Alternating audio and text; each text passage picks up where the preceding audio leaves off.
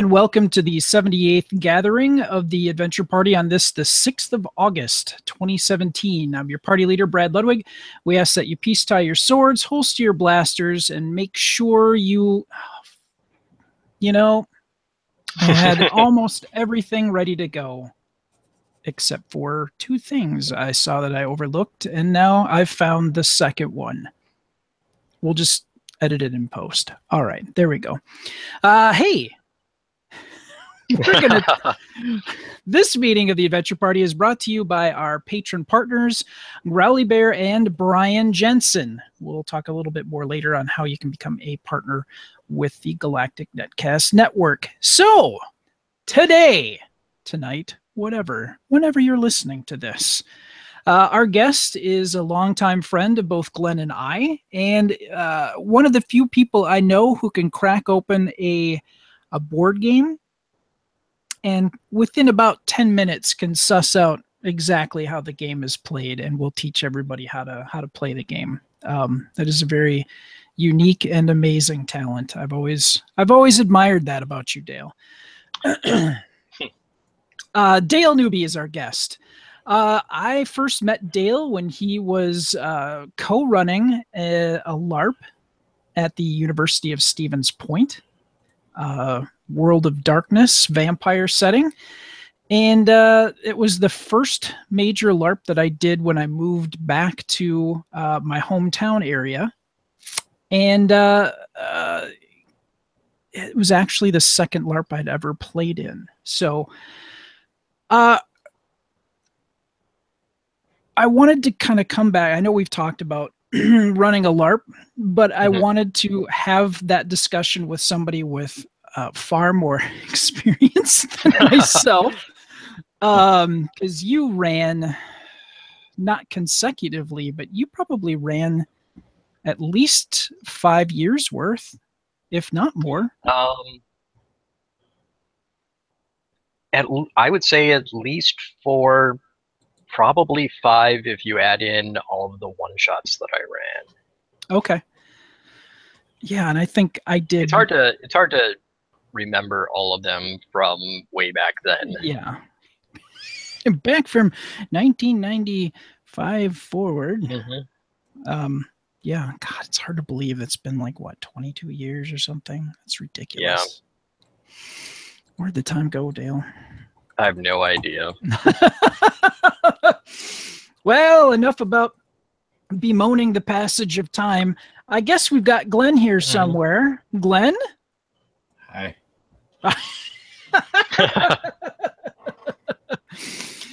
Glenn, as always. Glenn's in hiding.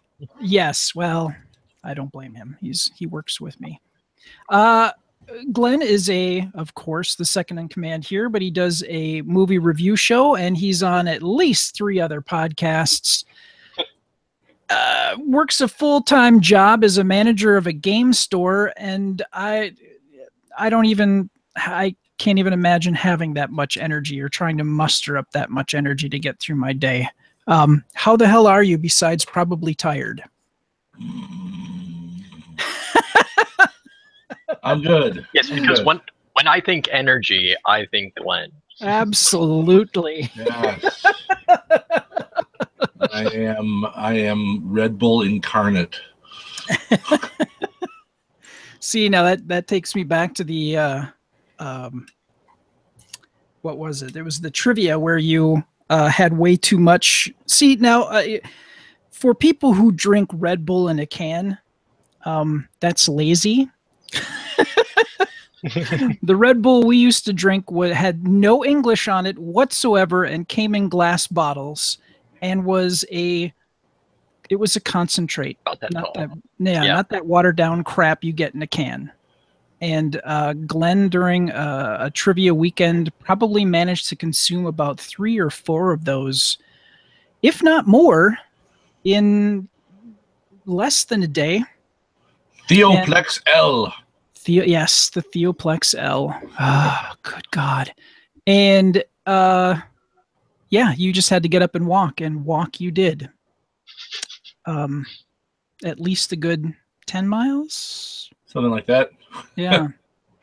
And nobody knew where you were until we got the phone call that you were way across town because you just had to walk. Ah, yes, the good old days. Well, enough of the Red Bull talk. We're going to get back into talking about games, gaming news. Glenn's going to start off with a game review, and then we're going to chit-chat with Dale about running a LARP and a lot of other stuff about games. So More than likely. So let's kick things off with your review, Glenn. And this looks like a very fascinating game. It is. I am bringing you Hanamakoji from Kota Nakayama. This is a 2-player game. Plays in about 15 minutes. Retails about $17. And it's from Quick Simple Fun. The little blurb for the game is, welcome to the most well-known geisha street in the old capital, Hanamakoji. Geisha, the graceful women elegantly mastering in art, music, dance, and a variety of artistic performances after years of training, are greatly respected and adored. Geisha may be translated to artist, and they dance, sing, and entertain everyone. So what you are is you're basically kind of like a restaurateur, or, you know, and you are competing with another person to earn the favor of 7 geisha masters by collecting the performance items in which they excel. This one is really cool the way it plays. So what it is you have you're going to be dealt out cards that have numbers on them corresponding to each of the different geisha, which are worth varying point values. The higher the point value, the more cards there are for that geisha. You have specific actions you can take on your turn. Both of you have 4 actions, and you take each action once. And one of those actions could simply be playing one of your cards face down, so your opponent does not know what card you just played. Another one involves you playing 2 pairs of cards face up. Your opponent takes one of those pairs, and you get the other one, and so on. So you've got this kind of trying to outthink your opponent because you don't know for sure what they have in your hand because you aren't using all the cards each round. And you're going to be playing these cards on the various geisha. At the end of a round, you're going to see if you have control of at least 4 of the geisha. If you do, you win. And in order to get control, you just need to have played more basically points in cards on that geisha during the turn. It's pretty tricky to pull this off. It's really, really a fun game because you really get to kind of, you know, battle wits with your opponent.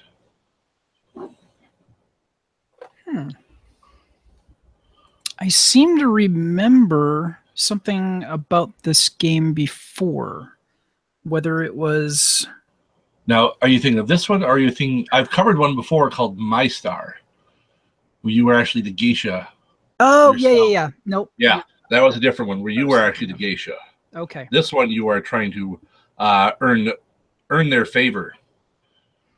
Gotcha. Okay. The artwork on this is very beautiful. Of course, if you were listening to the audio version of this, that's not going to help.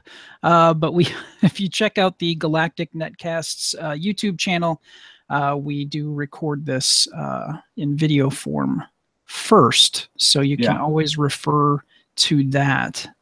Yeah, we're just flipping through BoardGameGeek.com. and taking a look at some of the pictures that people who have played have posted to give people a good sense of, that's interesting, what the game looks like. And that artwork is just, it's like watercolor anime artwork, and it's just absolutely gorgeous. Yeah, it's very, very elegant. And very fitting for the theme of the game. Absolutely. And very... And I had one thing wrong with the victory condition. It's if you get 4 or more victory markers, or if you have 11 or more charm points, which is the value of the geisha. Okay. So if you were to by chance get the 5 and the 4 and a 2, you would win because you'd have that 11 points. Okay. Yeah, boy, absolutely beautiful. It really is. And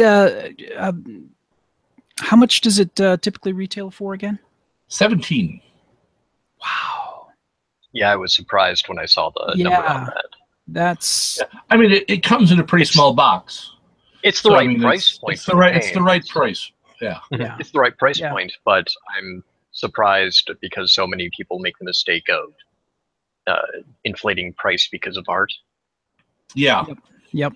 So, yeah. But yeah, there's so many possible. Because, I mean, you have 21 cards, and you remove one from the round, and then you deal 6 cards to each player. And then you alternate taking turns. You draw a card, and then you take one of your actions. It's just so cool because you never know what cards are going to pop up, what cards are going to be used. What's that one card that's sitting off to the side? You don't know. You're thinking, is that a 5? Because I have 2 5s, and if I have 2 5s and that's a 5, I want to make sure I get these 2 5s where I want them to me. But it's tricky because you have to think, well, if I put this 5 down, is my opponent going to take, because he has a 5 that he played face down? Am I screwing myself over here? It's just, I love games like this, and I do okay at them. I'd probably say I win a little bit more than I lose, but not a lot more. So, I mean, it depends on the opponent. I mean, some people are not very good at these games because they have very obvious tells. Yeah. I mean, I used to play cards with one guy, and particularly Sheep's Head. You could tell he had a good hand because his hands would be shaking so badly. Sure. I mean, it's like, oh, are you trying out to be a heroin addict and Train Spotting too? Because my gosh. Huh. Now, when you mention that, there is the tendency for analysis paralysis, just Sure. thinking so hard. Is there a mechanic built into this to try to keep the flow going so that doesn't happen? There is when I play. It's called slap to the head. Fair enough. But no, there's not. But I haven't run into that for the most part. Okay. Well, it helps that it's a 2-player game. I find that that analysis paralysis is much less in that situation because you're not dealing with what are these other 4 people going to be doing. Yep. No, exactly. Okay. Yeah, man, for $17 for a game like this is pretty good. It's really good.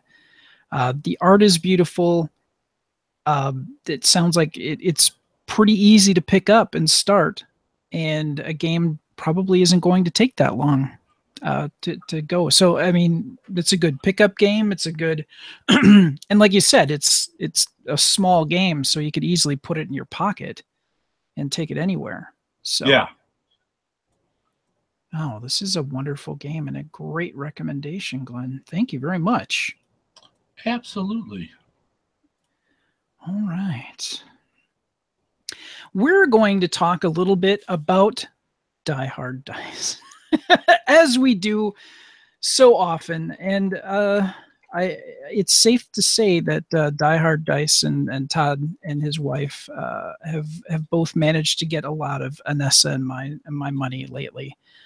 They have released a number of different die sets, not just metal dice sets, but plastic, polymer dice sets. They just released a gradient set. This is going to be for the YouTube folks, and I apologize. I'm going to try to describe this as best I can, but it's called the Translucent Sunset Gradient. And it is basically a fade in clear translucent dice that goes from like a green to a blue to a purple, and it just fades kind of right through.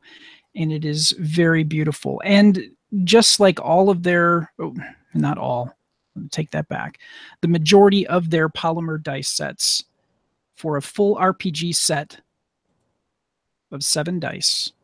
So that's your 2 percentiles, your D4, D6, D20, D8, D12.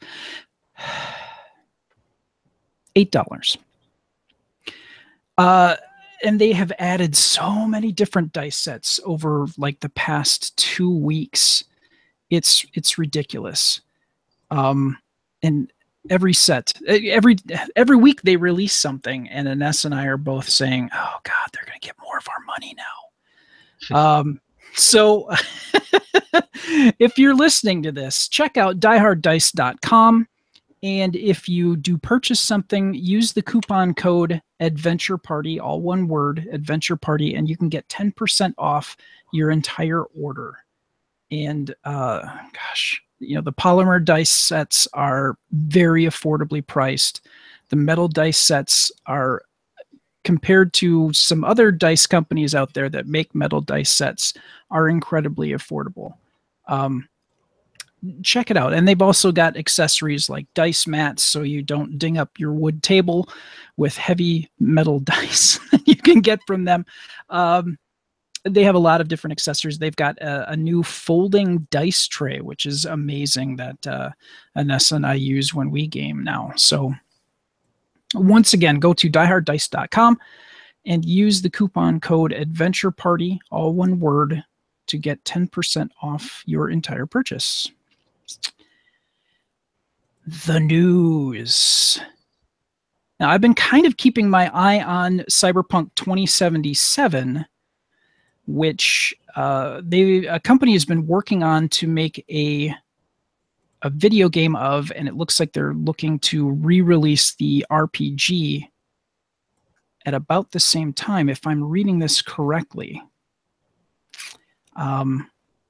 We're going to go into the story here and what they've managed to accomplish. If everybody's being truthful here, they've accomplished something pretty amazing, and we'll be seeing it in 2019. So here we go.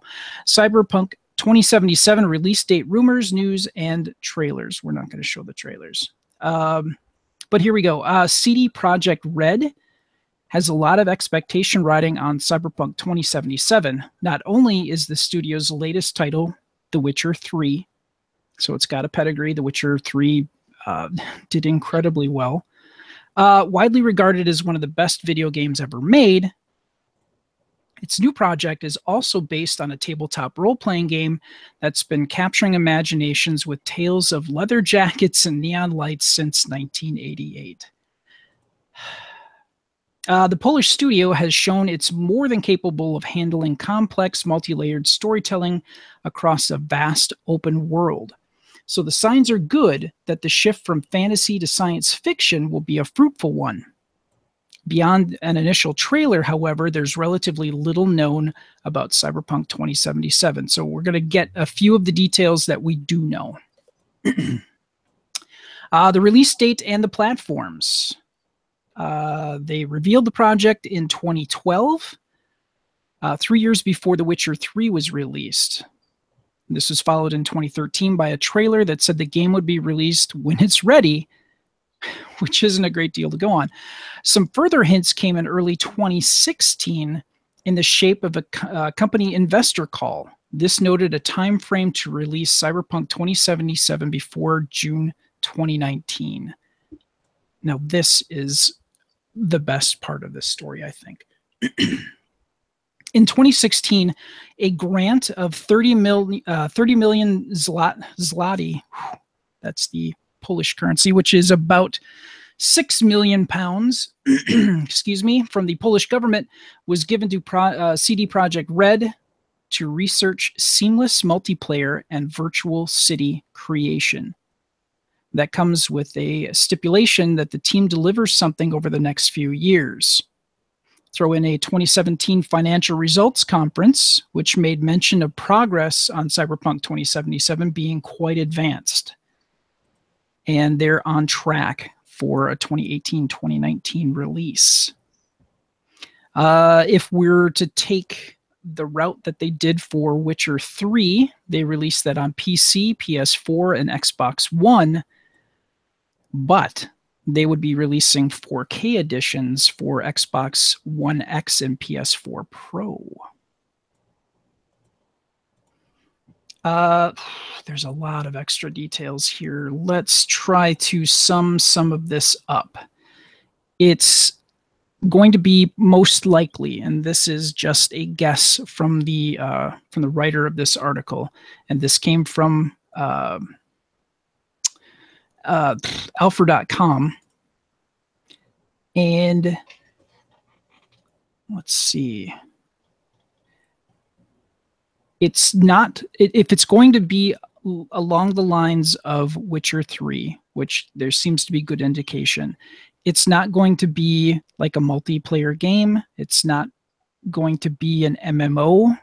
Most likely, it's going to be a single player game that takes you back to Night City, which was the main city that the creator of the Cyberpunk game, the RPG, had created. So they're taking it back to its roots, essentially.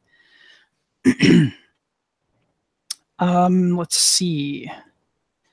It would be CD Projekt Red's biggest game yet, especially if they're talking about getting into the type of technology that they're speaking of here. It would be absolutely huge. And one of the great things that they're doing as well is they've got Mike Pondsmith on board as a consultant for the project, and he is the creator of Cyberpunk 2020, which is the original RPG that he created. Cyberpunk, I want to say, was the progenitor RPG, I think, of along the lines of William Gibson's vision of the future and tech and society. Because Shadowrun didn't come onto the scene until the 90s. So I think this predates Shadowrun by a few years. Is that correct, Dale, to your memory? I am not positive. All right, I'm going to take a look here real quick. Publication. Oh, that's right. It was published through FASA first. And the first edition was 1989. So it was right on its heels. Mm-hmm. All right.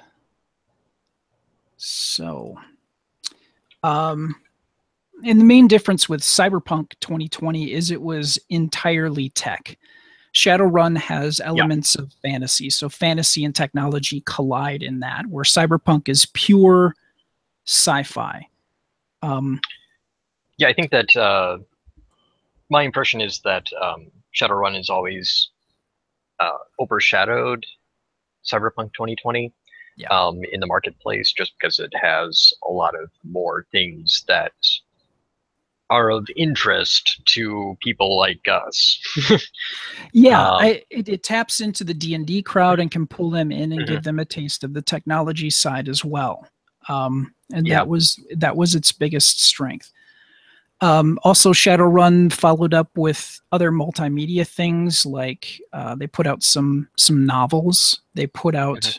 I played a version of Shadowrun on the Sega Genesis. Yeah, I was just going to say I have Shadowrun on Sega Genesis. So they tried to tap into different markets to kind of improve their but expand upon their appeal and try to draw more people in, and they did pretty well.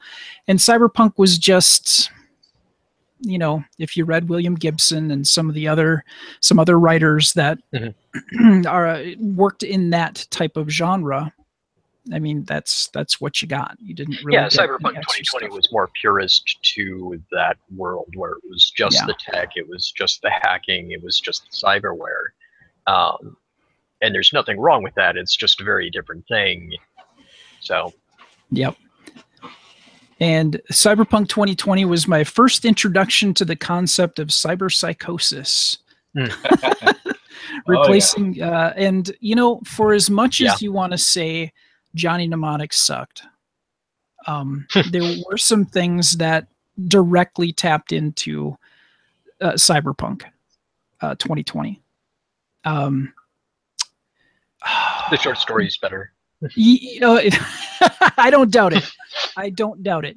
But like Dolph Lundgren's character, the priest, I mean, he was completely replaced most of his organic parts, and so he'd achieved this cyberpsychosis. So I mean, you had that kind of much like Dolph illustration. Lundgren himself. Yes. Well, you know, he's an interesting dude, that's for sure. So you know, Cyberpunk 2020 really, I think, was, I don't want to say ahead of its time, but it was the first. Oh, it was. It was. If you look at it, it feels much more like a game that came out of the 90s. And by that, I mean, like, I mean, you know me, I'm big into the White Wolf, and Vampire the Masquerade came out in 91. Yeah. So. Yep. I remember I played in maybe 2 sessions of Cyberpunk 2020. And I know that my character had like a watch that was like a dermal watch. So it was like a part of my skin. So I could tap it and it would, you know, the display of the time would come up.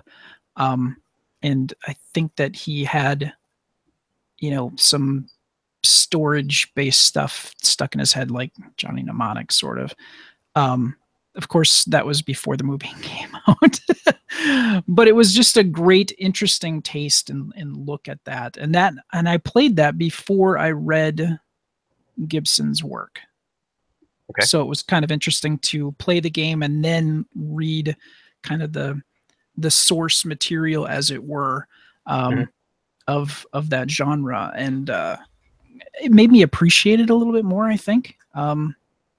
But that's just me. Going back to the point of cyberpsychosis and the game being ahead of its time, I am hard-pressed to think about another game that's earlier that has that concept of your character degrading, not from an outside force, but just because of what they are. Yeah, that's a very good Time point. in the 90s. Yeah. No, you're right. Huh. The only other game that I can think of that would have been... I'm not saying they were first, but no, a very early example. Yeah. Yeah, I can't think, you know, now that you mention it, I can't think of anything else that really... Dark Conspiracy, but that was more... I want to say Cthulhu-esque horror with technology kind of thrown in. Yeah. But yeah, I think you're right. Huh. Well, I mean, So, it's, you know, bad things happening to your character is baked into role-playing. yeah. But having it just as an inherent part, as opposed to something like Call of Cthulhu, where things are going to go bad for your character, but it's all outside influence or as a result of choices, as opposed to your own personal nature. Yep. No, you're right. Yeah. Boy, that really just feels kind of grungy, doesn't it? I mean, you're right. It is the 90s summed up in an RPG. You're not wrong there. And from the late 80s, so. Yeah, no, exactly. Let's see. Oh, so because the game, you know, we keep talking about Cyberpunk 2020, which is the progenitor of this project. They're doing Cyberpunk 2077, so they are, of course, adding new technology that would have happened in that time frame. And one of the things that they're adding is called brain dances. and they're virtual reality-like devices that let viewers experience events from the perspectives of other people. So it's kind of like, I know in Shadowrun they had the SimSense chips, so you could watch and be a part of the sound of music, or you could, you could experience a film or something else from that perspective. I don't think that SimSense could actually, well, maybe they could. I just remember them being chips about like movies and being a part of movies, but I don't know if people recorded their own experiences and put them in SimSense chips. I never. That concept shows up a lot in I'm forgetting the name of it now. There's a transhumanist game. Eclipse Phase? Eclipse Phase, yes. Okay. That concept is in Eclipse Phase. Yeah. Okay, gotcha. And they're re-releasing Eclipse Phase, updating and re-releasing. Yep. God, that should be out this fall? Is that right? I believe so, yeah. Yeah. Here we go. I backed it, and it's sad that I don't remember when it's coming out. Let's see. Holy crap. I got the PDF stuff, and that should be released this month. Oh, then you can run it for me. There you go. Let's see. For the print stuff will be out in October. So, yeah, here we go.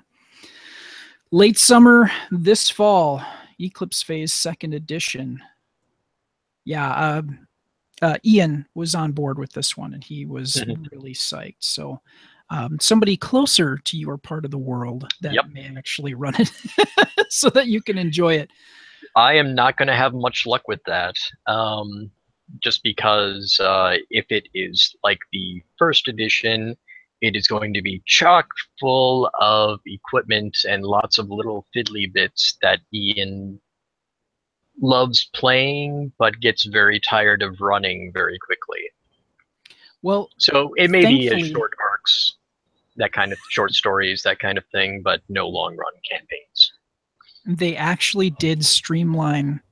They stripped down the game and streamlined it so it's not as fiddly as it was before. So I got my fingers crossed that that will be the case, and that I want to run this for our local gaming group. And just the whole, again, we're kind of straying from the Cyberpunk, but I mean, it's very, very related to Cyberpunk in the themes that it touches upon. So again, that story was from alpher.com. And the title of that article was Cyberpunk 2077 release date rumors, news, and trailers. So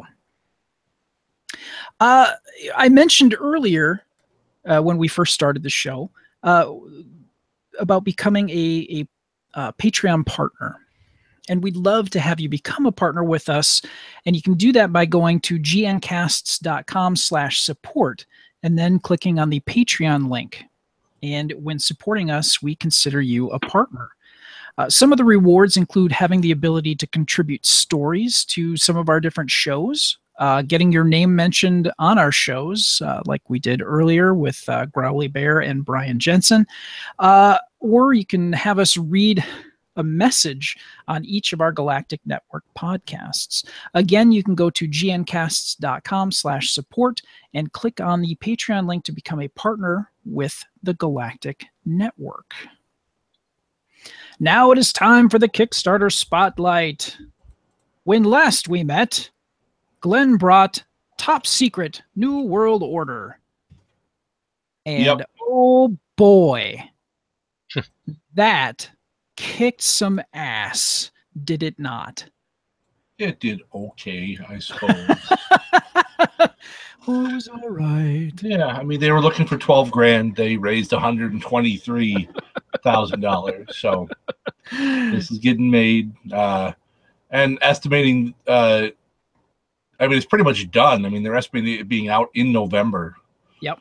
So, for those of you who are checking out, I'm sorry, our YouTube, you can see at what level I pledged at. Yeah, it's going to be out November. That's their. Oh, I'm sorry. The estimated delivery date is November. Did you pledge November. in Russian? Pardon? So did you pledge in Russian? It's all backwards. looks like a foreign language. Oh, is it backwards? Hang on. All of yours have been backwards. So now, there we go. So now I know what team you're going to be playing on in Top Secret, comrade. No, it's weird when I look at my my YouTube preview. It has to be backwards for it to look forwards for you. It's very strange. I don't know what's up today, but that's the deal. Sorry about that. Yeah. So, Glenn, you brought this to us. Tell us about Top Secret New World Order. Well, it's just a redoing of the classic Top Secret game from back in the 80s with the same director. The guy who made the original is back and worked on this one. It just takes me back so much. And there were so many cool little add-ons you could get. I mean, the player mats, but cooler than that was they actually had a 3-pack of classic minis from 1982. Yep. And man, have minis come a long way. Yeah, no kidding. I saw a close-up of them, and I'm like, oh, God, that's awful. Yeah, they've really gone and advanced minis quite a bit since then. I forgot that they packaged them when the TSR stuff was packaged. It was I started painting miniatures. I found some old metal miniatures. They make them in plastic now, of course, but still in the packaging, still sealed up, hadn't been opened yet, and it was like $5 for a set of 2 metal miniatures. And yeah, the facial expression not as good as they can do now. Like the Reaper Bone stuff is head and shoulders above that quality. But you know, sometimes when you look at the where you came from, it isn't always pretty, but it's where you started. Yeah, there's no shame in that.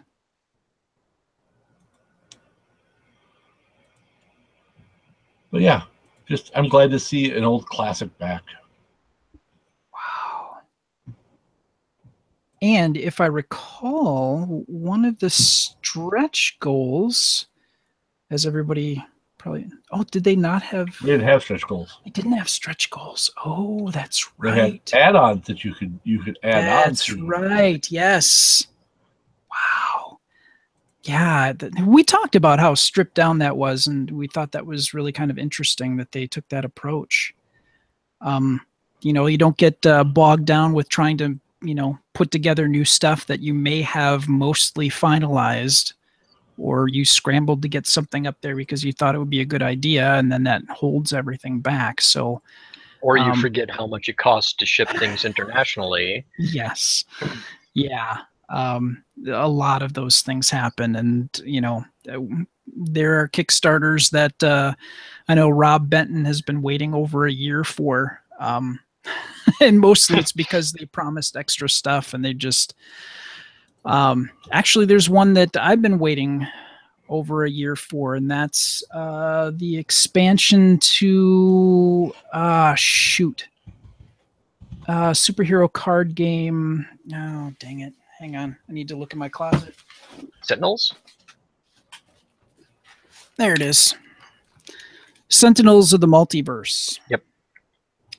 Yeah, they had a huge expansion that they were doing, and yeah, they really got hung up on some stuff. So, but again, that was their extra stuff that hung them up. This did not have that baggage, so Top Secret will be heading your way very soon if you hopped on board. So I think we mentioned that November is when the and I got the print and the PDF stuff. Yeah. So, wow, it looked beautiful. I remember how the original stuff kind of looked, and now that we have better tools for layout and things like that, the quality is definitely a lot better than that original set. But again, you know, that was how it was at the time. So a lot of really nice things are coming in this set. So I'm so excited for that. Yeah. Now, speaking of extras that are kind of nice to have for a game, my pick this week is the RPG Wilderness maps that Rokana Games has put together. And they look very, very nice. And they're not exclusive to any one game system.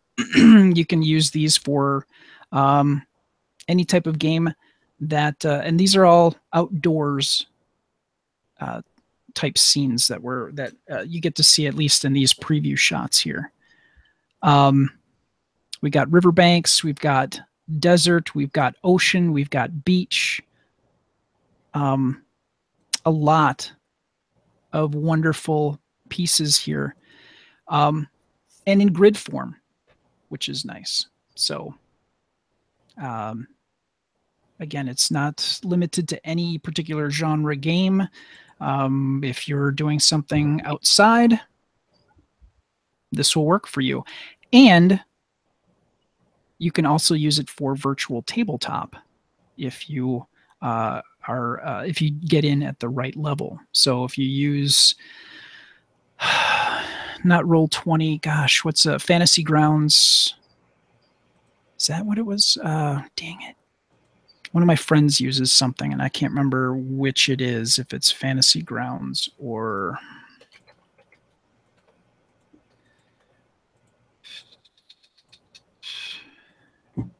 Yeah, it is Fantasy Grounds. So they've got, depending at what level that you have your membership at with Fantasy Grounds, you can input maps for your games that either you create or somebody else creates, which is kind of nice. So you'll have that capability here as well. And the nice thing is they've got this stuff pretty much all wrapped up. The Kickstarter is going for, well, 28 more days as of August 6th. They're looking for 4,000. They're already over halfway at 2,919 at this point in time. So all signs kind of point to this this happening, and you will have the ability to have some extra maps for your games, which would be which is always very helpful. And they do have some other some other stretch goals, but mostly, you know, adding on different maps. So that is really cool. And if you want to just get, let's see, if you want to get a good variety of these maps, if you, let's see, at about the, I think the $40 level, what they call the Wayfarer, gets you 4 region maps, bonus stretch goal maps, and 2 additional regions when the stretch goals are reached. So you're looking at least 6 maps for $40. And these are, let's see, they're 30 by 23 full color maps, which is really nice. So multi-purposed, like I said, you can use them for digital tabletop and in real life, face-to-face on a tabletop. So I like tabletops. You know, it's all right. There's snacking and unfortunately way too much chit-chatting. My Dirgewood game probably could have been wrapped up about a week, maybe 2 weeks before we finally did. We spent way too much time chit-chatting, and that's on me as the guy running the game, but it's hard to herd that group of cats. Things happen. It does. But yeah, maps definitely. Well, socialization is one of the 8 types of fun. So that is very true. You can't have a role-playing game really without a bit of socialization, at least, tabletop. Without it. So, all right, that wraps up our Kickstarter spotlight. So now we have Dale Newby with us. Hi, Dale. Hello. You've been hearing his voice all the way through our episode, and now we are going to talk a bit more with Dale and let him have the floor. We talked a few episodes ago about running a LARP, and based on my experience, which is far limited compared to yours, and Glenn's had some experience of running some things. I think we talked about venue and coordinating things and having good, depending on the size of the group, having great people that you can tap to kind of assist, to be either very important. Yes. Delegating that to, because you can't run a LARP of 20, 30 people by yourself and have everybody have fun and have direction and have story and plot move. If it's the right 20 people, you can. Our group was not that right 20 or more people, that's for sure. But there's a lot of things that you really kind of have to think about, and I don't think that we really kind of covered everything, and you being far more experienced at it, we wanted to kind of talk about it again, at least for part of this time, and see what we missed. So when I mentioned earlier that when I met you, you were co-running LARP, the Vampire LARP with Todd Roll. Yes. And with the unicorn, yes. He's the white whale. No, I've tried to get him on the show, and he just he hasn't had time, unfortunately. Just won't return your phone calls. Well, that could be too. That love could be one way. Who knows? But that time, that was when I met you at that time, that was like the second LARP I'd ever been in. And it always kind of blew my mind when I first started as to what it takes to actually run the thing, because there were so many people there. And we were running a small LARP by a lot of people's estimation of what makes a LARP. Sure. I'm sure that there are college groups that God knows how many people they had. But how many would you say did we have in the group when we started, and kind of at the point where we sort of we left the group? Would you say I want to say we had about 25 when we started, 20 to 25. We kind of peaked around a little over 30, and we had about 20 at the end. Okay. Yeah, I think. But we were playing through the university, and we were, a lot of us were college aged. So some people just moved away when they were done with school. Yeah. It wasn't necessarily a fade of interest. So. Yeah. And, you know, one of the things that later on I came to appreciate is that at a certain point, people swapped out who was going to actually run, which kind of brought a freshness to the whole thing. But I remember a great deal of discussion of, you know, you put a couple of years into a character and you're going to set that off to the side. That's really kind of hard to do, especially when you're that invested That's in that. I think we should like back up and talk about how the game started. Yeah, let's begin at the beginning. You're right. Yeah. The Points LARP started when I'm assuming Kat wrangled Todd into running this, but Kat and Todd ran a 2-day one-shot at PointCon at their yearly convention when it was very new for them to have a yearly convention. Sure. For the students gaming group of Vampire, and that LARP they called Fall with Your Knife. This is, I believe, the game that Gretchen talked about, where she brought up Randy and no one knew him, and he walked away being Prince because he was like started off as a Kaitif pretending to be Gangrel, and there was lots of little, there's a lot of little interesting nooks and crannies of that game, because from what I remember, they had put in a lot of efforts into the stories of what was going on to make sure that each clan had something.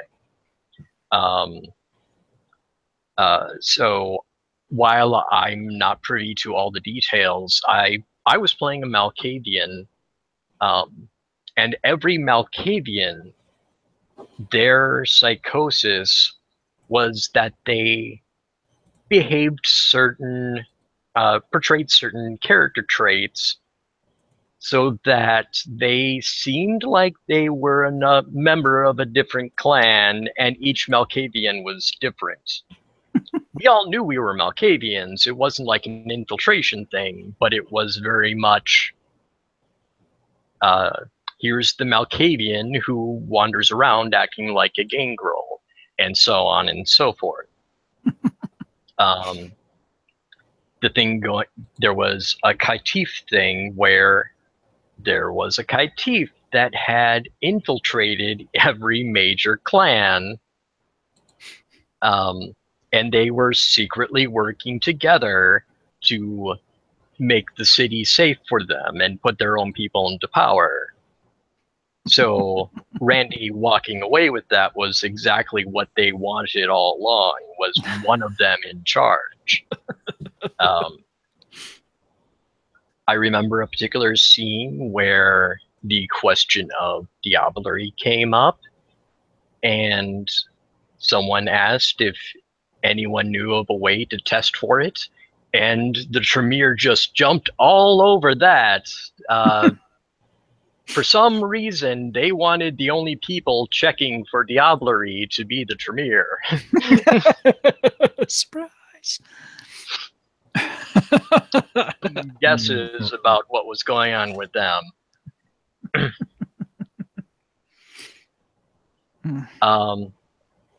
So off of that, they kind of gauged the interest of the people that were in that group of friends at the time of who would be willing to play in for a longer time. And then over that summer, they started working on it. They got the venue together. They asked Patrick to help them run it as someone who is good with character portrayal and good with storyline, that kind of thing. and Todd particularly wanted somebody else who was good at rules, and they Cats put forward my name for that, because you know my rep. That's how you introduced me, is someone who is good at rules. Yes. So that's exactly how I got started with it. Was they needed another person and they wanted me to do it. And we actually ran that first storyline for 2 years. And late into the second year, it was actually a group of players that came forward and said, we're worried about our characters getting too big and not being able to attract new players. Oh, that's right. Especially because we were playing through the university, so every year we had the potential to pick up freshmen that had never heard of us before, and get them involved in our group if that's what they wanted to do. But it's really hard to walk into a game that's been going on for years and years and feel like you've got a place where Yep.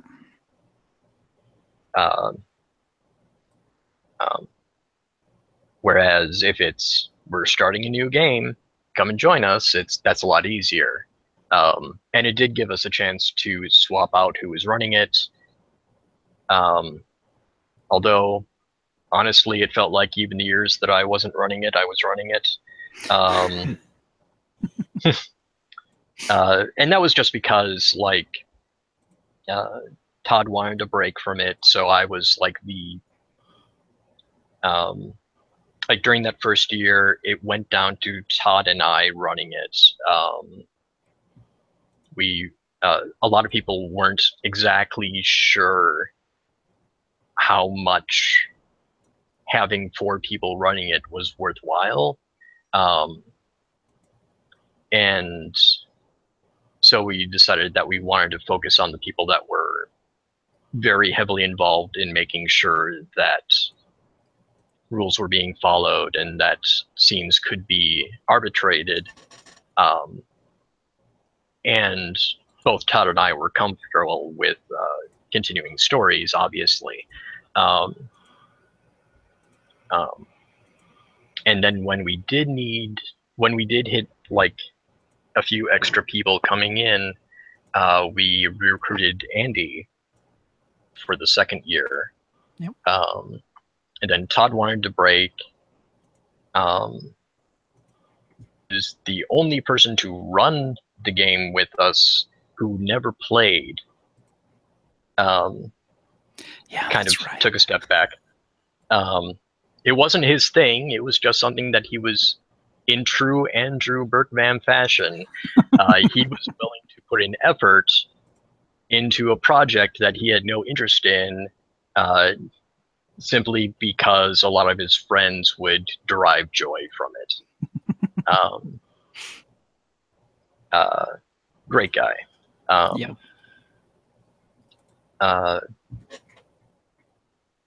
So yeah, after that second year, we've got a chance to swap things up and let other people run things. But because I was the continuing influence, it fell on me to making sure that we had rooms reserved and that posters got put up and everything like that. So there was that aspect of, you need a venue, you need to recruit, that kind of became my bailiwick even when I wasn't game master staff. Yep. God, I've forgotten a lot of that stuff, actually. Wow. Yeah, I think the only time that Andy played was in the one shot where he was Watson. Yeah. But he didn't play in any of the I don't know if you've explained this in previous podcasts, but after that first one shot, Fall with Your Knife, the format was we would run during the year, but we would also have a completely separate one-shot that would typically run over 2 nights. Point Con, Yep. and that would have a lot more players. On a good year, we would hit 50 with that, and that was a much more structured, a very different environment. Yeah. Yeah, I remember doing the one of the one shots, and good Lord, I couldn't believe all the different faces that showed up that we'd never seen before, and Me. we and what, God, I want to say, like, it was like the end scene, and everybody was going to just jump on everybody else, and it just kind of became it got bogged down really fast. Everyone realized that they had half an hour to kill all the people that they were supposed to kill. Yeah. Yeah. And it became a weird free-for-all. Mm-hmm.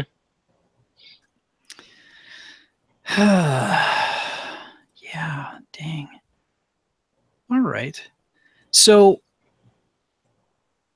getting back to then the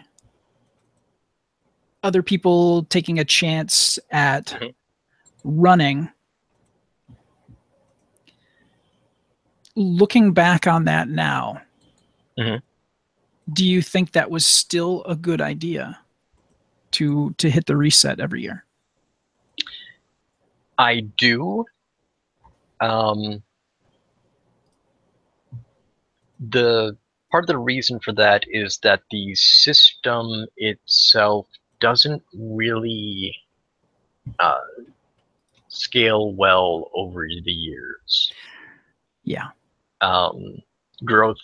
Character growth is very odd. But then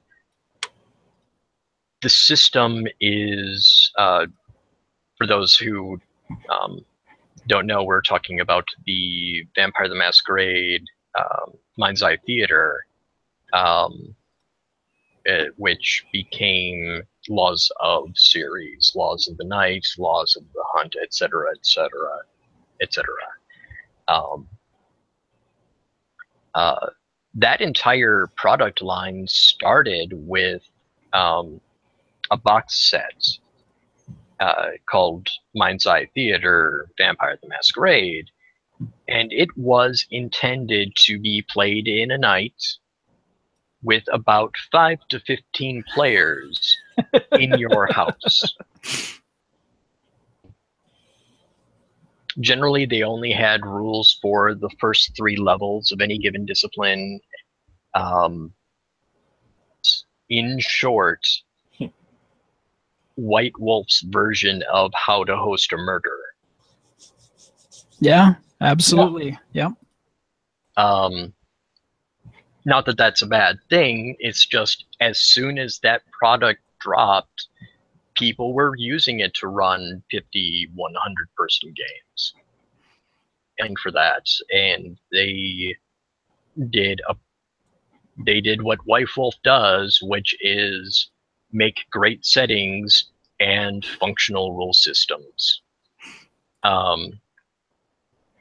That's changed over the years, especially with like Onyx Path doing development. I'm very interested to see what happens with the next version of Masquerade comes out. Have you heard about this? Version 5? Yep, version 5. Yeah, with Ken Height on it.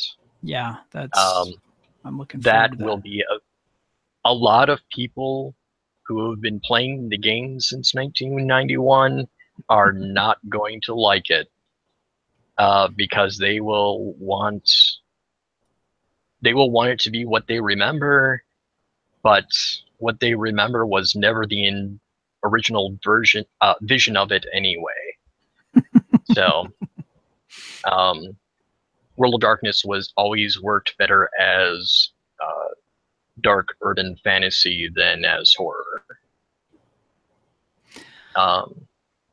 Yeah.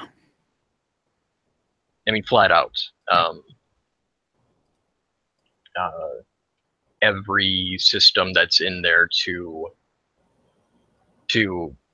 indicate horror is very easy to let slip and to overlook, and there is nothing in there to player face it. There's no incentive for the players to point out that it's going on unless they have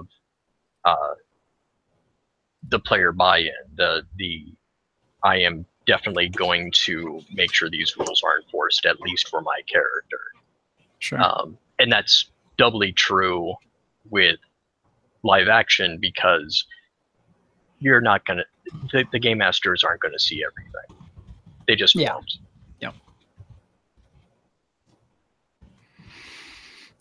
Yeah,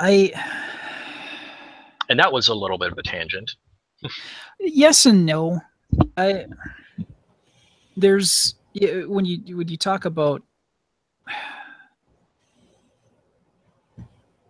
just by the very nature that White Wolf has seen such an interest in the older products that they've allowed Onyx Path to kind of revitalize, reinvigorate, and kind of update and continue on with the that. 20th anniversary editions, yes. Yeah. And I've got Vampire and Hunters Hunted, and in reading through those, they've definitely updated everything, which it's obviously needed. But updating the narrative, updating the whole feel of the game was necessary too. And now you've got the core product, if you will, them updating to version 5. While I am excited and I do want to check it out, I feel kind of like that transition that they made from the game that we knew to the system that they released after, and felt like a complete misfire. I did not enjoy anything that I read from that time period for the New World of Darkness. I didn't get a good feel for it. It's New World of Darkness. I really do enjoy it. Okay. Personally. I think that a different direction, it is a different game. I still haven't had a chance to actually dig into the Chronicles of Darkness stuff, the basically the second edition of New World of Darkness. But it looks like they've been pulling in a lot of concepts from the indie-turned mainstream games like Fate and Powered by the Apocalypse and that kind of thing, where the progression is changed so it's linear, but you get a lot fewer experience points, and some of your experience is going to come from having bad things happen to you and dealing with it. Yeah. Which I think it's a very different feel than classic World of Darkness, but I think it's a better fit for actually being a darker game. Yeah, I can see that. Yeah. When you put it that way, okay. Yeah. No, that does. That's been the struggle, is that the entire line was supposed to be horror, and from the start it had the horror writing in the setting but not in the rules.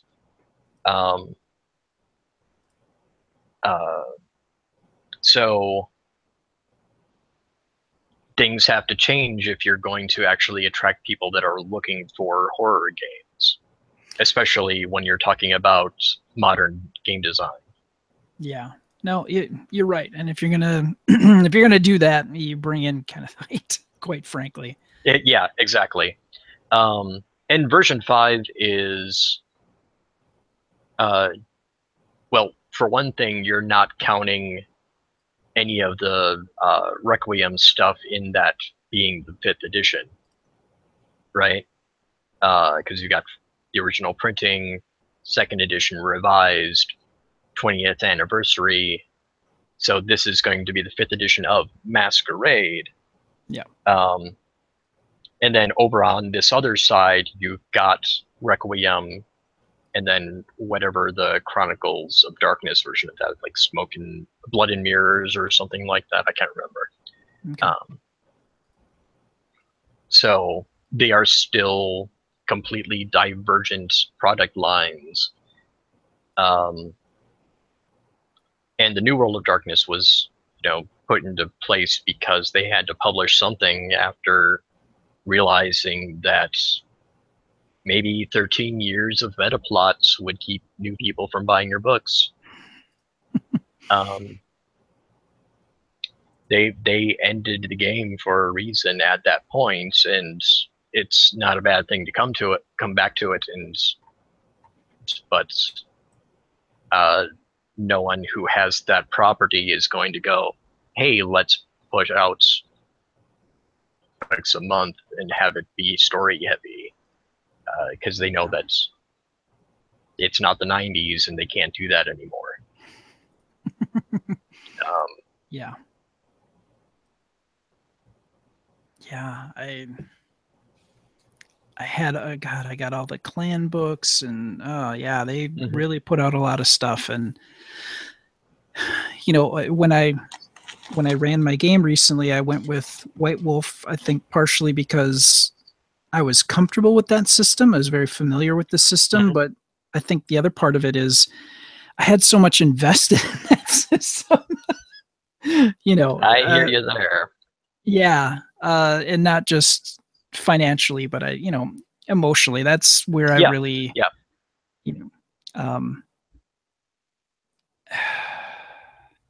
I think that's where that was the first game I think that I really kind of broke out of feeling like I was playing some form of D&D. It was completely different. The narrative, the tone, everything was different. Yeah, it did a lot of things right, and brought in a lot of people that had never played role-playing games before because it had style. Just a complete different style change for how it was presented and what the art looked like, and just the tone of the assumptions of the narrative. Yeah, no, exactly. A lot of other people had tried to do similar things earlier, but it never all came together. Maybe it was because it was too soon. Yeah, I could see that. Yeah. I hadn't really thought about it like that, but yeah. It's really also very interesting to see, to me, and granted, I didn't, the number of role-playing games that I have played, while I played a number, is still kind of limited. But when I think about Vampire the Masquerade, it was the first time I think that story was more important than the rules. Well, the rules to a certain extent, but I mean, it felt unboxed. It felt like a complete sandboxed world as opposed to the type of D&D, just to be clear, the type of D&D that I had been playing. It felt very narrow. Where you go into a dungeon, you fight through a number of encounters, you find the boss, which is typically a dragon. Yeah, you defeat it, herded and through. you get treasure. Yeah. Yeah. And this was it was meant to be a story told of tragedy, which does not. There's no end game. There's no cave with treasure involved in it. You just kind of slowly spiral into darkness with this character. I mean, eventually. Yeah, if it's being played right. Yeah. Yeah. And Eventually, you become the monster. Try as you might. That was always the intention. Yeah, it was just too easy to overlook or to miss those opportunities to explore that part of the game. Yeah. Yeah, I think Vampire lended itself quite well to the Munchkin gamer. Especially over the years, where it was clear that that's how people were playing it, as opposed to how it was originally designed and intended to be played. Yeah, I watched many a White Wolf writer just staring vacantly as yet another person regaled them with how they were ruining their original creation at Gen Con about all the things that they've done, and I can just see them going, no.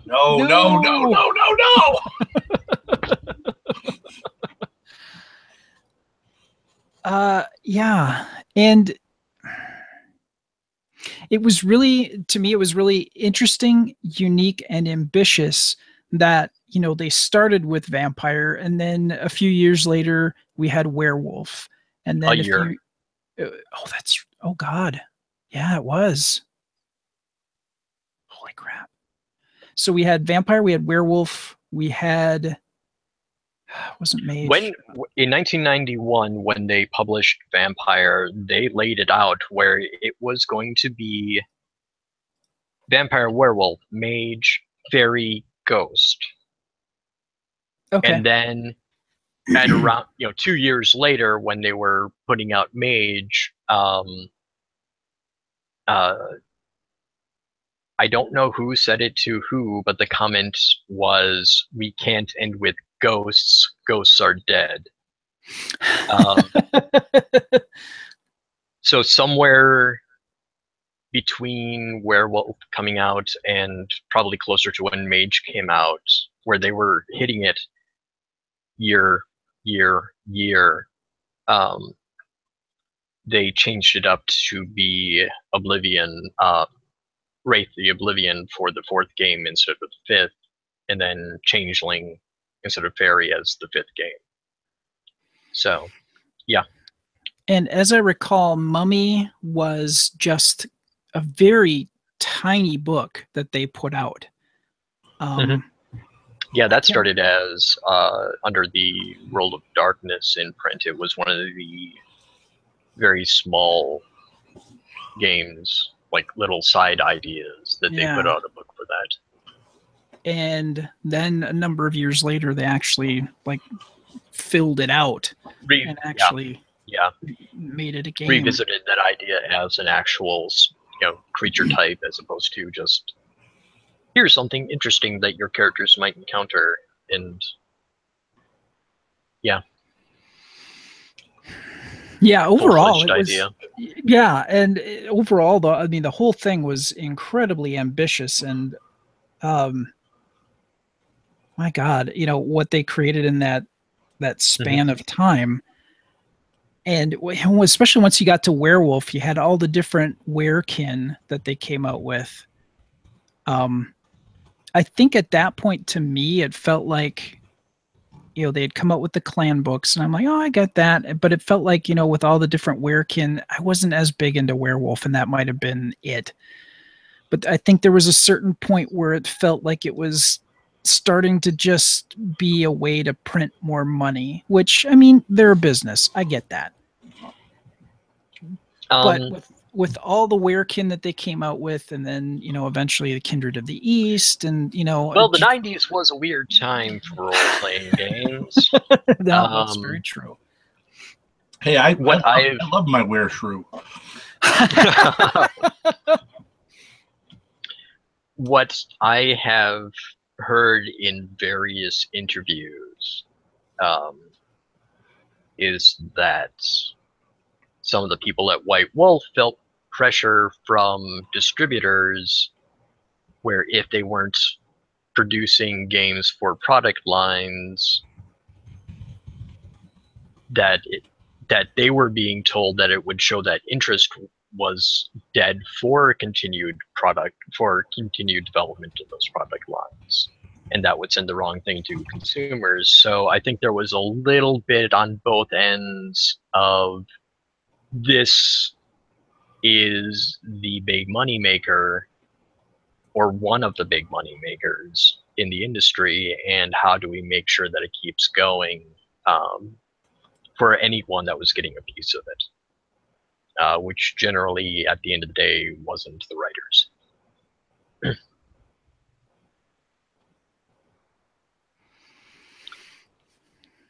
All right. Let's take our focus from White Wolf and just discuss a little bit about board Since we're games. talking forever. Yeah. I figure we'll and go really haven't talked about LARPs very much at all. So. Oh yeah, I guess you're right. Okay, let's wrap that up then. Let's I think that it's amazing how at the point where I can't remember how many years it was in, 2, 3, that Rob and I ran. Mm-hmm. It was just the two of us. And we literally every Wednesday, we would go to a laundromat and we would sit down and we would plot out, and essentially it was Monster of the Week. It became like, X-Files episodes. It's an easy way of going with it. It is. And it was amazing how we did that. And quite honestly, I don't remember a damn thing that we did that year, quite honestly. I remember doing something. Uncle Sam. Oh, yeah. Yep. That's right. The Samedi.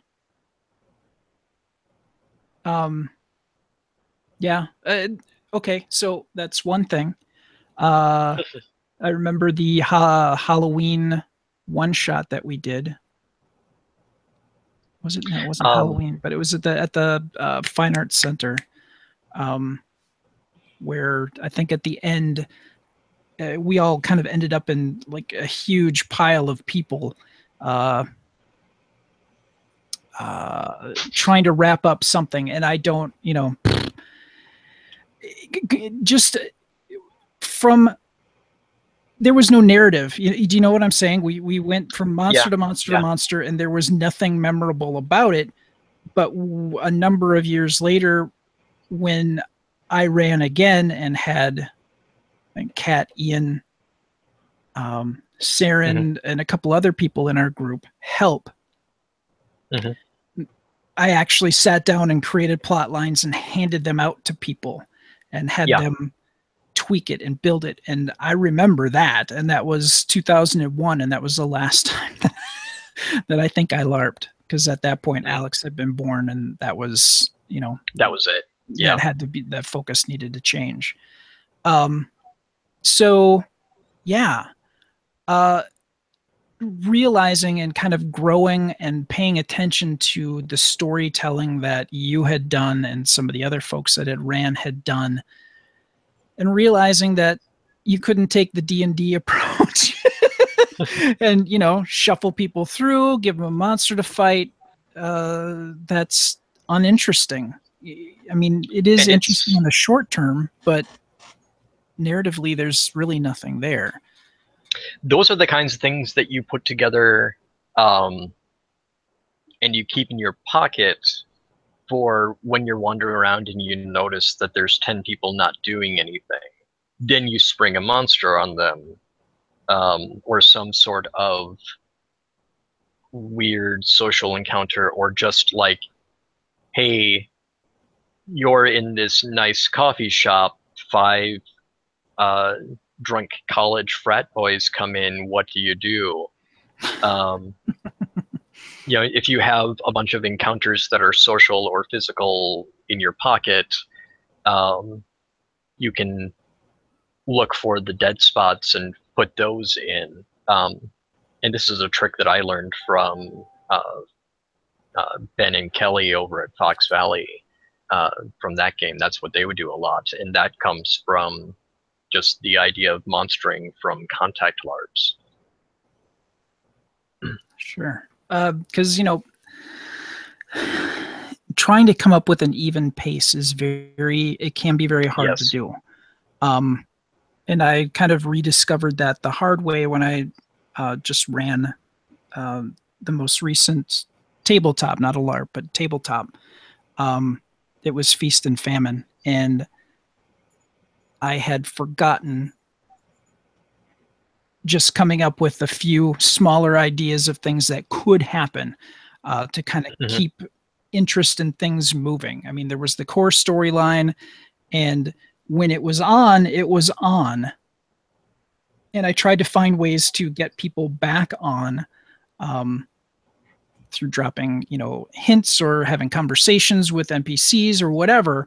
But when it was off, it was way off. It was very uneven. And just like anything else, practice, and, you know, you either discover or rediscover things that you may have forgotten. But that is true in tabletop and in LARP. So yeah, that's very important. You can have all the details and plans you want in the world, but at certain points there will be lulls, and that's a guarantee. So having those little things in your back pocket is the best piece of advice you can give anybody. But as going to, like, looking at the important thing, which is your main plot line, my typical approach can be summed up as invent a mystery and then take the mystery out of it. By what I mean that is, you're creating a situation. We're talking about LARPs here, where you're going to have 20 people. You're not going to be able to watch all of them. You're not going to be running this like a tabletop game. They're going to go off in all directions. You create a situation. You know what the NPCs want, what they have done, what they want to do. And then you just let go. You know, you let the players run around in that world. They will find things out, and as they do things, as they discover things, as they foil plots of the NPCs, you adjust. You have react to these new wrinkles, new opportunities, and new threats. And that is a main thing with running a LARP, is that it isn't your story. This is true for tabletop as well. It's, if you're running the game, it's not your story, it's the story of the players. Yeah. I think, though, with LARP, it's even more so. Yeah. As much as I would like it to be even, it's just by the very nature of the improvisation, and you know, you have an idea of your character, they have an idea of their character, and at the point where you meet, you figure out where you're going with the scene, and that isn't necessarily something scripted, and it's may involve the ongoing plot. You may accidentally create another line of plot for the storyteller. It feels like it's so much more. Yeah, Ben and Nate were good at that. Ben writes, I'm forgetting Nate's last name, but they were great at. I could count on them creating at least one subplot per year, probably two, just by them coming in with strong characters and deciding to do whatever those characters would do. Nate Grimm. Yeah, I'm a friend with him on Facebook. I forgot his last name. I had to look it up. Yeah, I forgot about those two work together. Now I only played the Fox Valley by Night once, I think. Mm-hmm. I attended once once or twice, yeah. But when the two of them played in the Stevens Point LARP, it was always interesting because the two of them they colluded so well and did very interesting things that really, to my mind as a player, pushed a lot of other things along. Mm-hmm. Not always in a good way, but pushed it along nonetheless. And yeah, they were a very dynamic duo in that regard, that they made things happen, and it was always interesting. Always interesting. Another point that I wanted to bring up was, well, Pat would call it transitive events or some transformative events. And this is something that I would do all the time as a way of keep people from guessing. I always considered it messing with the players. Is to present things as being one way, and having it be another way. The very first storyline, Todd wanted all the players to be on even level, so her character creation was, something has kept Kindred from coming to this town, that has ended, this is your first night. And then I added the wrinkle of, some of our players are coming to us and saying, is there anything you need us to do for this? And I took a couple of them up on that, and I talked about it with Todd, and then we pulled aside and said, okay, we would like you to play a Katif, who was the first vampire in town and has claimed Praxis. And then, and your seneschal is Rob. And then we pulled Rob Benton aside and said, okay, when you got into town, there was some little weakling claiming Praxis, but you know that a lot of Camarilla types will probably be showing up soon, and since you're a scout for the Sabbat, you're taking this opportunity to get in on the ground floor of being the seneschal for the city. So we had this initial what's going on with these two at an initial threat, so that once they had dealt with that, they could go into the politics with that pre-knowledge of each other, as opposed to a first night of just politicking without any basis of what the characters are about. So they had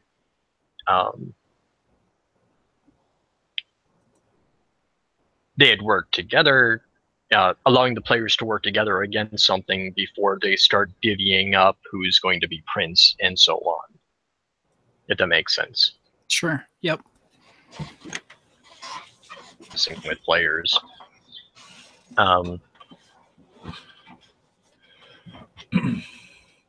But during the year, what I wanted to talk about with transformative events, during the year that you and Rob ran, you had one of the staples of the game, which is a powerful elder who can provide aid, but has no interest in becoming prince or any other high level. They've got their own goals, and this was a Samedi called Uncle Sam, or Uncle for short. Yep. Because I had just come off a big stint of running the game, I handicapped myself and played Ian's Ghoul. Oh, that's right. Yeah. Where Ian was playing a Ventru. And at one point, Ian's character got knocked into torpor. And part of the system is one of the ways of bringing an incapacitated vampire back is to get the blood of someone several generations lower, someone more potent. And ghouls are bloodbound. Do anything for him. The only vampire I could think of that would have that blood was Uncle Sam. And I walked into that scene expecting my character to either out or walk out a Smetty. Right? Because he's a ghoul. The only thing he can offer is anything you want. And let him name his price if it's something that I can do. And Rob let me off completely easy with it. And that was disappointing for me, actually. Yeah. I could see that. I thought that, looking back on it, and even at the time, it was like, I pulled him aside and it's like, I really expected to get turned. And Rob's response was, I didn't want to mess with your character. I didn't want to change your concept of the character. And I appreciate that. And I know there are some players where you would have to walk that line. Like I didn't get those role-playing opportunities of that change. So that's a tricky thing to do.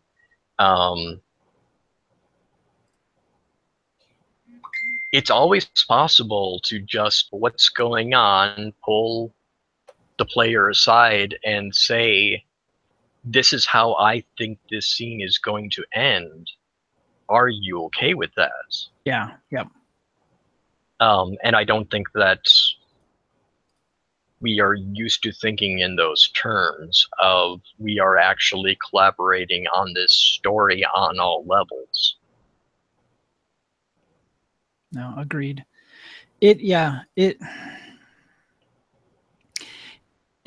you really kind of have to have a good grasp of the people that you're playing with, because things can get weird. I mean, quite honestly, there are some people who are very protective of their character. They put a lot of time and effort into making that character, and they become very attached to that character. And especially in a LARP where things are kind of freeform, you kind of have to know who you're working with and how they respond to certain situations. Otherwise, you get weirdness that. Yeah, which is why I said it's something that we never really did, but yeah, and for you can always stop things and talk to them before you make that change that would completely ruin or heighten the character.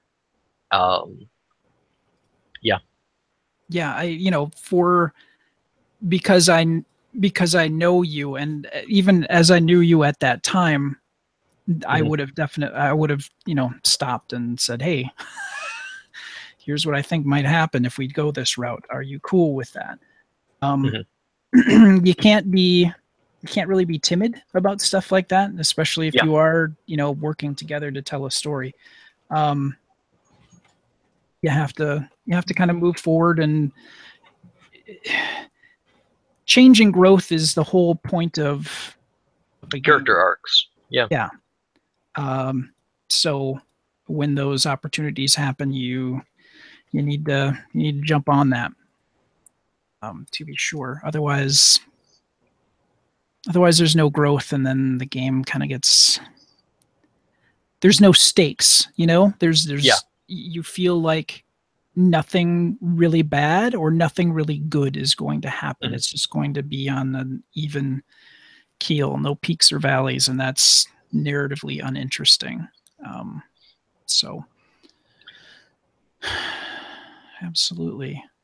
Um, No, go ahead. Getting back to like when I said I make mysteries without the mysteries for creating those social structures, I had never really run a lot of role-playing games before I started LARPing, so that's kind of uh, really solidified into my style for running games. Okay, sure. So even when I run tabletop games, there tends to be a heavy social aspect to it, and not having a planned outcome. When I run a game, whether it's tabletop or LARP, I don't know how it's going to end, and I think it's very important if you are running a LARP or planning to have that mindset of your players are going to care about this much more than you do, as much as Yep. however much you think you do, and you have to take delight in seeing what they do with their characters and where they take the story. Because if you try to railroad them like you might be able to get away with in tabletop, you're not going to have a game. They're going to walk. Yeah. They're not going to put up with it. No, agreed. And I kind of found myself in that situation with the tabletop that I just ran, where we finished that particular chapter of the story, and I asked them if they had any questions, and Rob asked me, it really felt like, what would have happened if we would have done this? And I was like, I don't know. I was just rolling with things. I had, stuff sort of planned out if things went one way or the other. But I think that whole that LARP mentality of that need for flexibility, having a loose idea, but not the answer totally... to that question is, well, the NPCs would have reacted differently to you. That's what would have happened. Yeah. But I didn't have to think about that because you didn't do it. Yeah.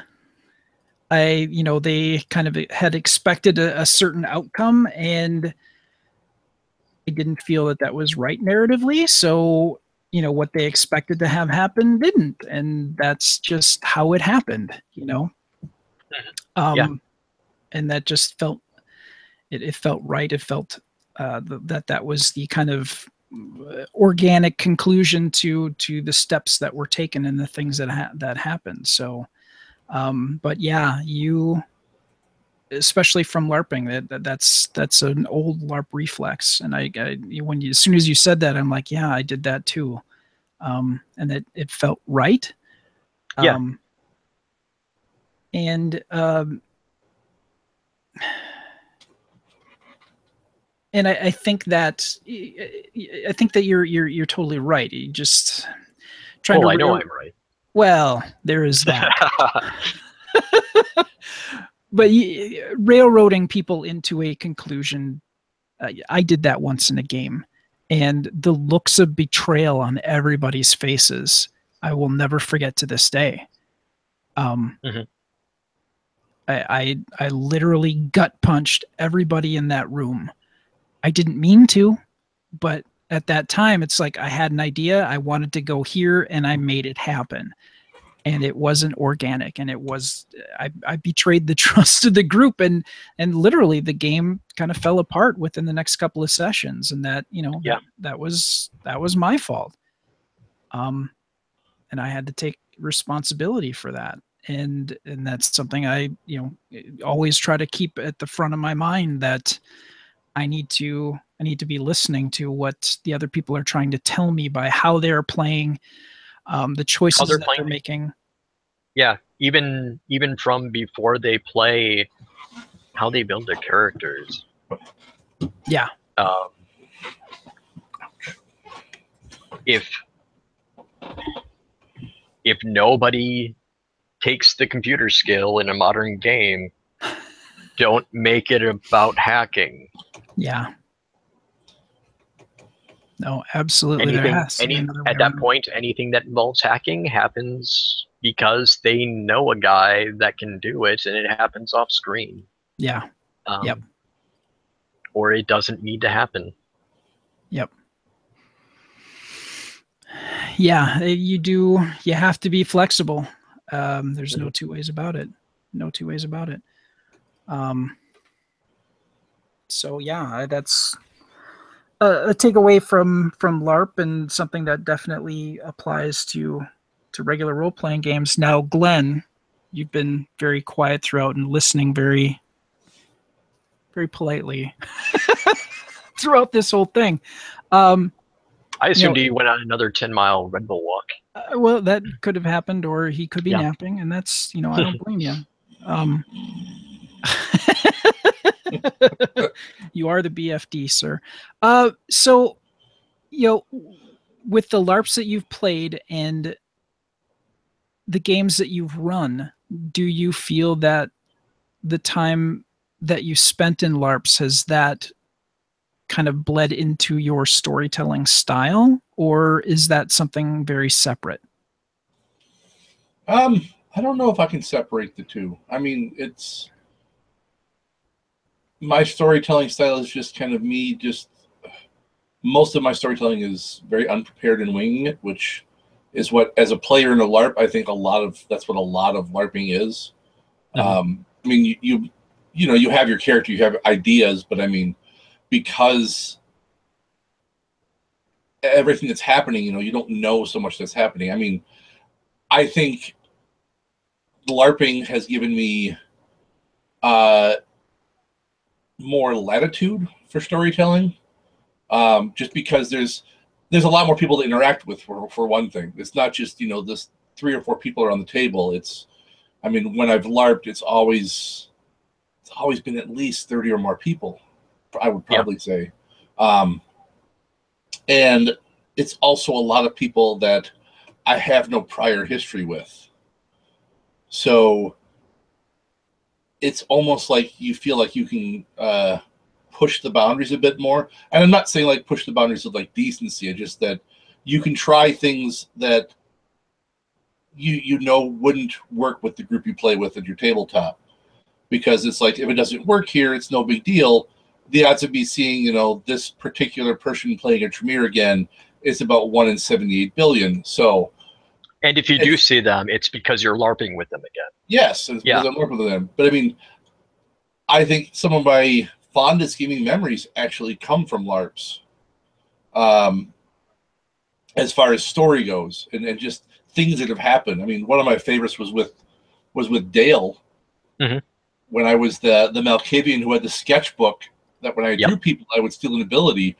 And having one of the judges come back to me and tell me what happened, where Dale had gone to negotiate with the Nosferatu, and his character had an accent, and the judge comes up and says, "You don't have your accent anymore."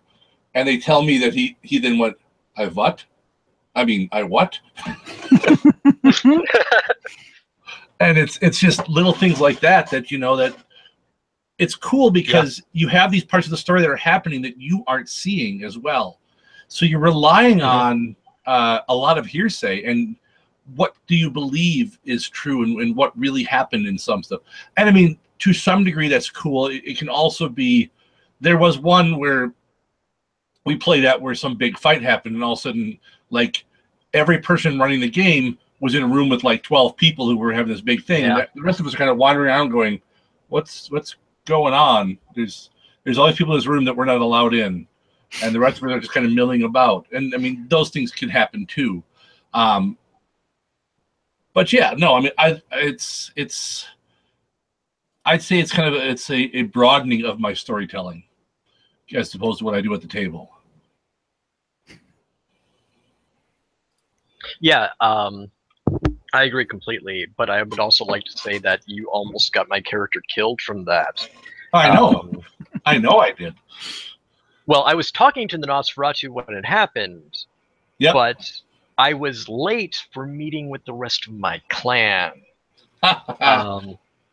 So the head of the Tremere walks in without his accent, and I get 2 sentences in and stop it with the out of character comment of, this isn't me forgetting to do the Austrian accent, he doesn't have it, and having 6 Tremere immediately go to Auspex to see if they can find out what's going on.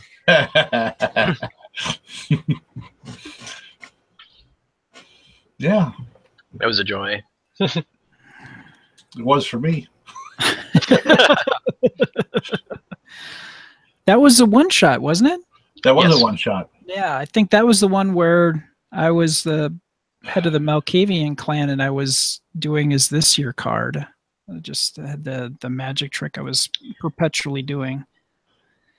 I feel like It was that was the one that was set James supposed to ran like in that 1920s, I think, or 30s or whatever it was. It was yeah. in the yeah. Do you remember who ran that one? I have no idea who any people outside of the two of you are.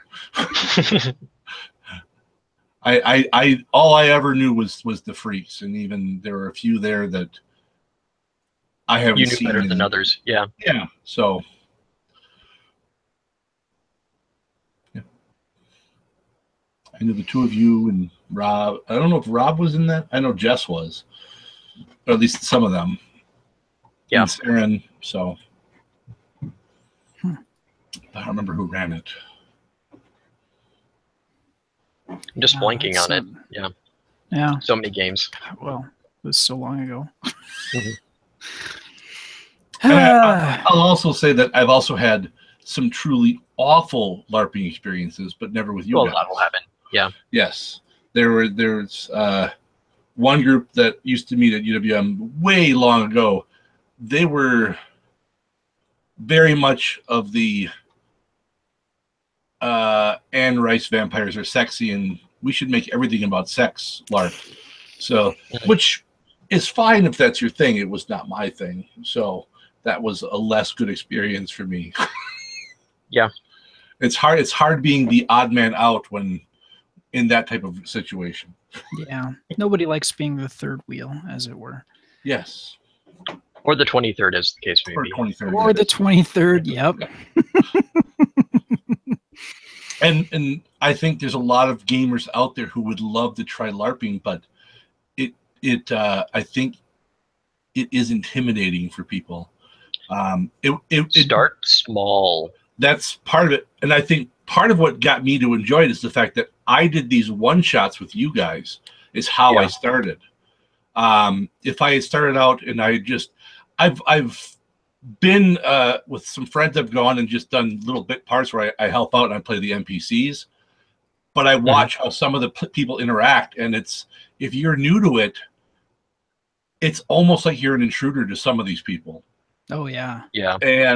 And I feel bad for some people who try to get into it, and I feel also bad for the people who are trying to, part of the people running it, who are trying to get this thing to stay alive and to grow it.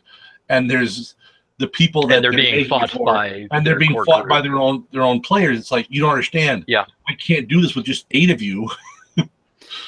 Yeah. If you ever run away, we aren't going to have a game, because I don't want to do all this work to have the same 4 people. We may as well just play a tabletop game then. Right. I think if you've never LARPed before, nothing wrong with running a game for 10 people in someone's house. Oh, that's true. Just try it out. And if that is something that works, then you've got your core players, you've got people to tap to help you run the game. I mean, the 10 people you invite are the people that you think that you want to play with, and you think would have an interest in it. So if you're going to start a new group, that's how you do it, is just start small, just run something short for a group to get a feel for different rules or how the environment works. Certainly, you should probably make sure you have a group by doing that before you look at renting a venue. If you don't have a group before you rent a venue, you're going to be throwing away a lot of money. Yeah. We got lucky by playing through the university, so yeah, absolutely. I think the one point that I wanted to make with getting into groups, being the odd person out,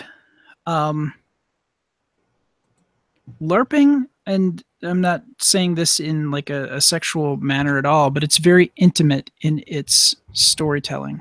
Do you know what I'm saying? It can be, yeah. You are having conversations as other people and working and concentrating on trying to develop a different level of relationship that is purely within the game between these two other people. It's very meta. And then you throw somebody else in the mix who hasn't, played before. It can be very hard to make your way in. And I don't think it's necessarily by design. I don't think people are just being dicks. I think it is a part of it is just the mechanics of the game and the focus that the players have. I mean, getting these relationships going and getting a new element, a new person in there. Mm-hmm. It can be hard, and not necessarily for the new people, but for the for the original, for the long time players in that game. Yeah. And I know we got complaints about, people are assholes, and it's like, no, we're trying to work you in, but there's all this old backstory, there's all this stuff that we're trying to work through to make that happen, but it has to happen organically. You can't go, oh, hey, it doesn't always work that way. It feels, especially if you're used to tabletop, where if you're replacing a character or dropping in a new player, it's like, oh, hey, we're in town. We need a ranger because the last one got killed. Hey, you're a ranger. Come along. And that's kind of what the community, the role-playing community as a whole, is used to, is, okay, this is now someone who's part of the group, accept them, period. And it just doesn't work in LARP. It doesn't work in real life. Exactly. I why are running, we trusting this person? Why am I going to tell anything intimate to them? Why am I going to go into a situation where my life is on the line with them? I think there's that, and also in the fact that people that actually act are going to probably cringe and scream when they say it, but you're acting in a certain way. You are acting, and you are working off of a script that is just happening. The only actors who would cringe at that are the actors who have never LARPed. Okay. Yep. And you don't just shoehorn a character into a script. That normally doesn't happen in a play unless there are devices and ways to do it. You can do it in a LARP. It can happen. Yeah. But it has to be done in just the right way for everything to flow. And there are multiple right ways. It's just not the ways we're used to. Yeah. For in role-playing games. I think for me, when I came in with Lyle, mm-hmm. Lyle's very design is kind of along the lines of, I don't give a fuck, I'm going to do, but not in a mean way. Mm-hmm. I'm on a course, I'm doing a thing, and if you find it interesting, hey, great. If not, great. And I stumbled into something where everybody wanted to kill me, but trying to do a good deed. As weird as that may sound. And at that point, you know, things kind of happened. Did I make that happen? Was that a plan? No, I stumbled into it, but I made the attempt. And that's the magical thing about LARPing, is that you'll stumble on some plot line meant for someone else. And that's where it really becomes magical on how everything crosses over. And for just seeing how it plays out, and how one person walking into the room at the right time changes everything that's going on. And for me, it was stumbling on a character who had been staked as a punishment. And I went, oh, and I was new to town. I'm like, oh, this poor guy. And I, you know, uncorked him, and he told me a story. And I'm like, oh, I can help. I didn't have all the facts. I didn't know what was going on, whatever. And I played it, and that just, it sort of happened, and everything worked out. So yeah, I'm pretty sure that was something that Todd just dropped in your lap because he realized it would work. Actually, Todd asked me, where are you?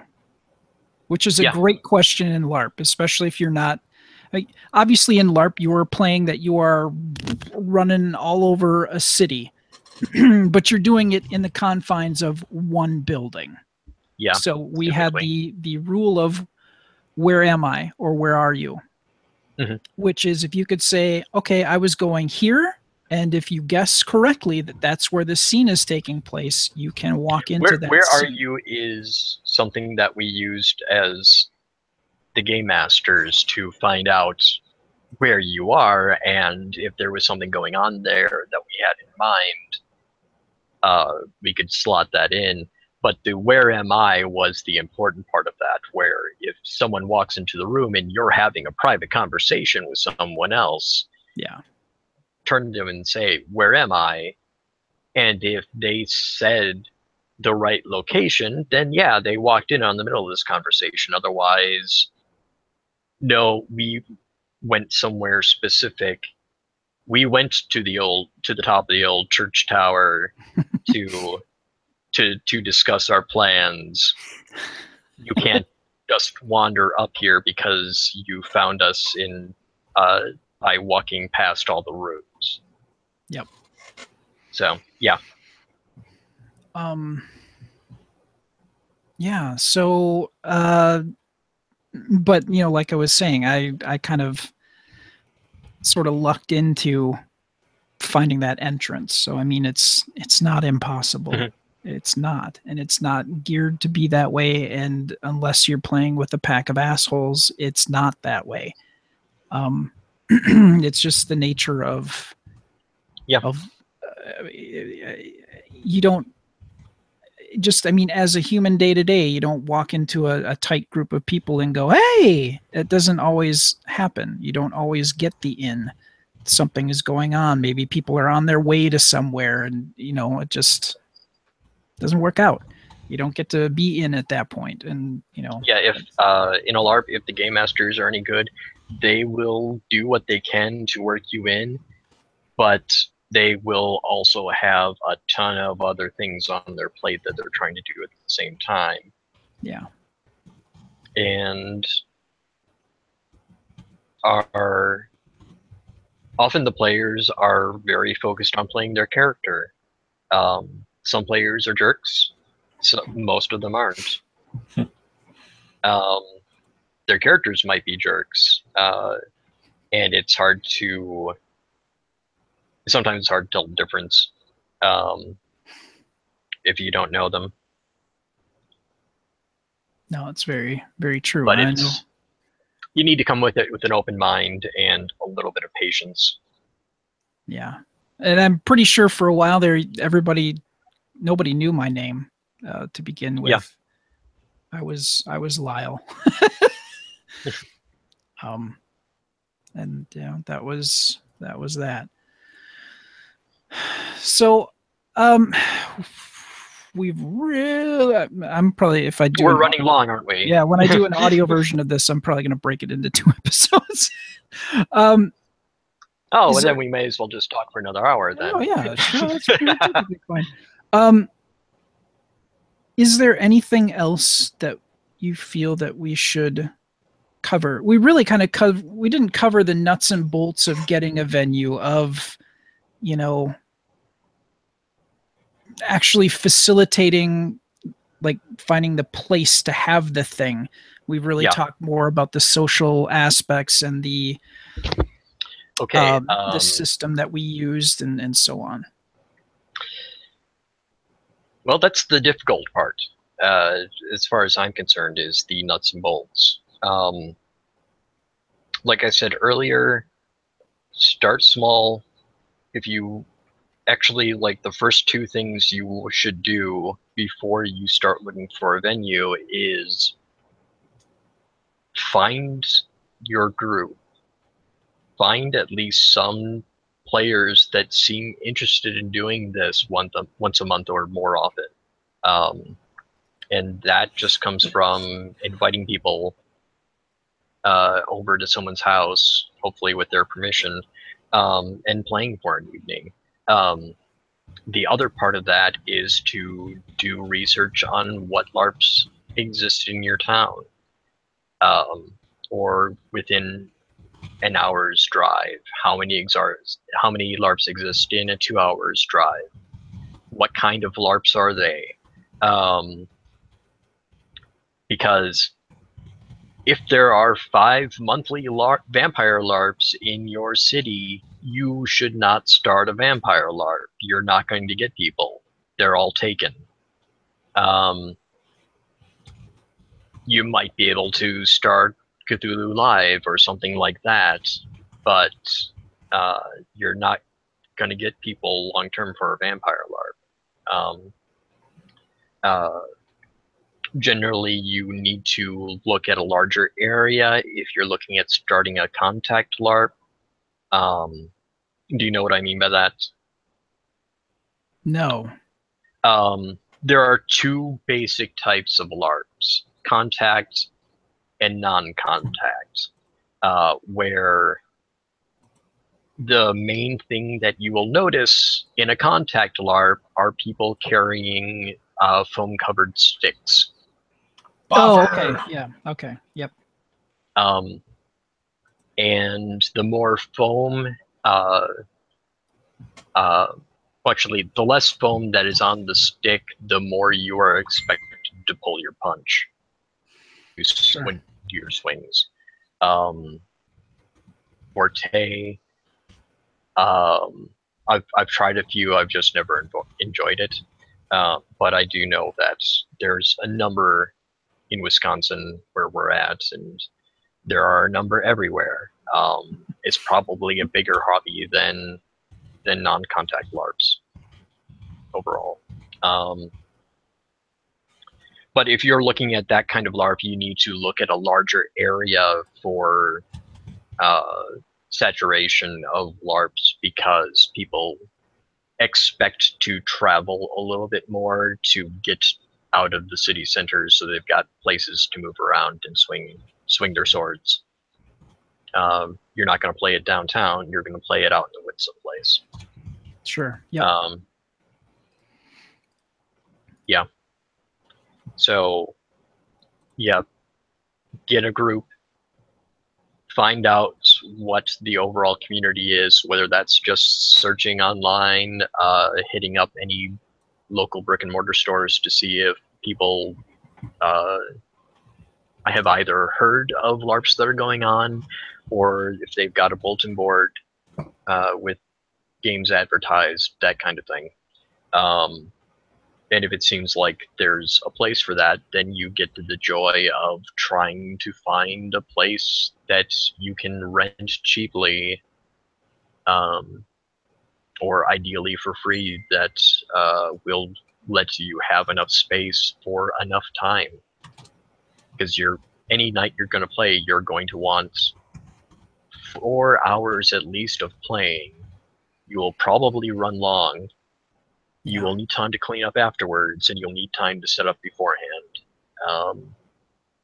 And a lot of places just won't be available for that block of time without renting a place for the entire day. No, absolutely. Yeah, you're right. When we did the LARP at the university, yeah, that was ideal. Mm-hmm. Yeah, just not having to deal with paying anyone rent was great. It meant that we could run the game for free.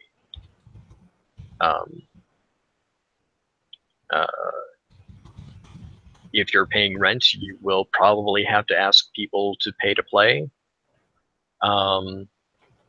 Make allowances. I know that Fox Valley had instituted very early on that if it's your first night, you don't pay because you don't know if you're going to get your money's worth. Yep. And they were very reasonable in what they charged, where it was $5. If you brought someone new, you didn't pay either. You didn't pay, they didn't pay. So it was an encouragement to bring in people.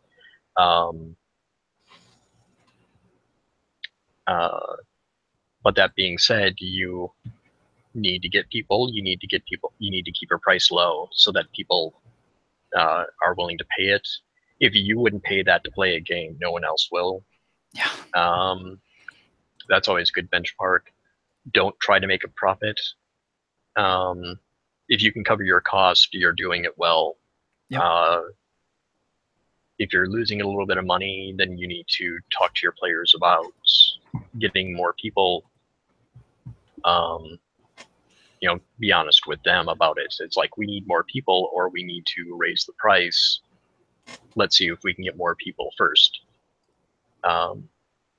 And once you say that, you may or may not get some of your players contacting you privately to help subsidize it, but don't directly ask for that. It's the tricky part, is figuring out how to keep the lights on, kind of thing. Yep. But yeah, if you're aiming at making a profit, don't.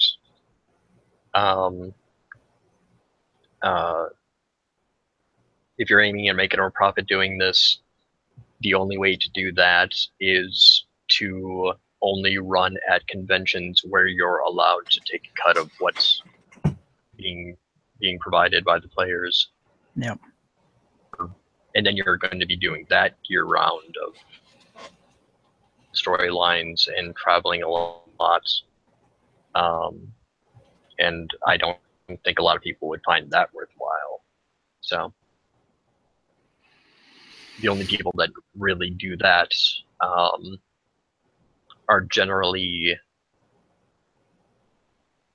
industry otherwise, where running the games is part and parcel with them being at the con anyway. In the same way that if you work for a AAA game, you may be obligated to do seminars and run some sessions of things. Sure. Yep.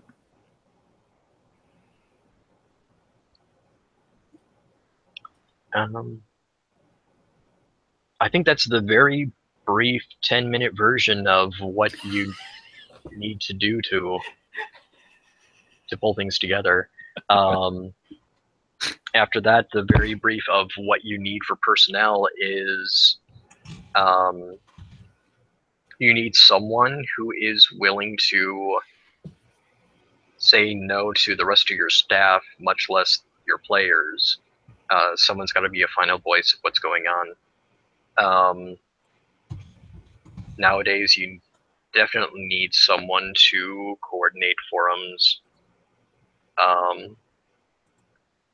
People are going to expect that, and that kind of wraps into like making sure that you're doing all the social media stuff, you know?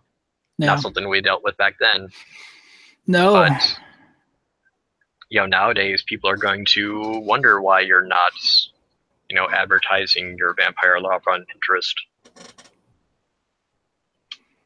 Yeah, at this just point, to almost seems just to put things a little bit further afield than they would normally go. But the flip side of that is, like, one of the things I look back at now as the most annoying thing is the summon power. But now we can, almost everyone's going to, that has the free time to play in a LARP, has a smartphone. Yep. Use something like Discord or Slack or something like that, where it's a group messaging thing where you can all just, you know, someone who's running the game will set up the different messaging channels and who has permissions to what. And then if you need to contact another player, you can just do it through that. And that's a way for everyone to stay in contact in multiple rooms, not just the staff, but the players. If one player character needs to call another, or if there's some magical power that's going over a big distance or something like that. It's a way of staying in contact. Most importantly, it's a way of staying in contact without asking your players to hand out phone numbers or emails to people that they don't know. Yep. Which I wouldn't want to do that. And I've got less to worry about.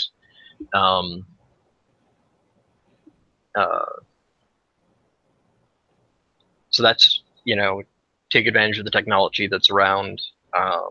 You're probably not going to do that with the Contact LARP because, you know, people are swinging foam-covered PVC around.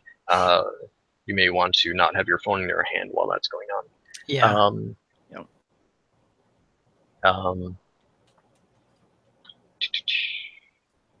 What else I was thinking of? If you can find someone who's good at puzzles, that's a plus. Whether it's constructing mental puzzles or physical puzzles. Kelly McBriar, one of the half of the duo from Fox Valley by Night, him and Ben Raup. Kelly McBriar was very good at puzzle work. Ben Wright and Zach Wilson, who had run a number of one-shots in Cthulhu Live, were both very good at physical puzzles, constructing things that to be interacted with. Just to throw out some shout-outs to people that I played with, they would run great games. But also, like, giving examples of things you want. You want someone to stay on top of paperwork, updating characters. If there is a per session experience thing, that's always a mess to take care of, and having someone who is ultimately responsible, whether that's the main storyteller or someone that has accepted that delegation, is very important. Just that basic bookkeeping that isn't exciting, but has to be done. Yep.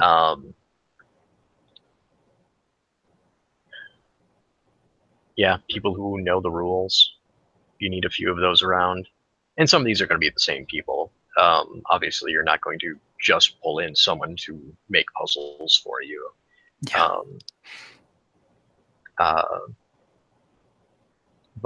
And you don't strictly need someone who's good at puzzles, but it's a nice plus to have around.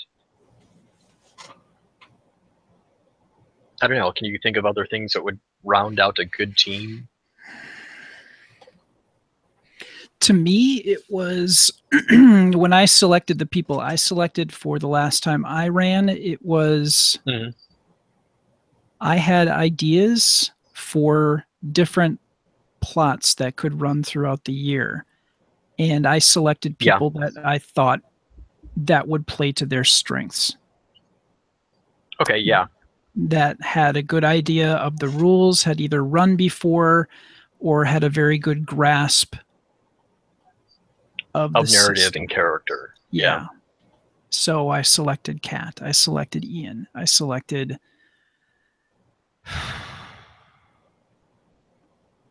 Jess. Mm-hmm. I think I selected Jess. I can't recall now. I'd have to ask everybody who's got an Aqua Sancta hip flask. That was my present I gave to everybody that that ran that year.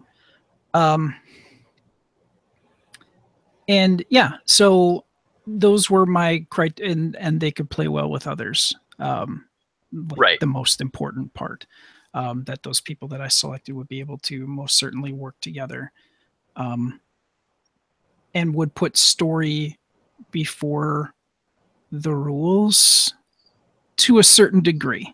To a point. Yes. That is, it's important to do that, but only to a point. Yeah, yeah. And those are the people that I knew that could find the point, that understood that.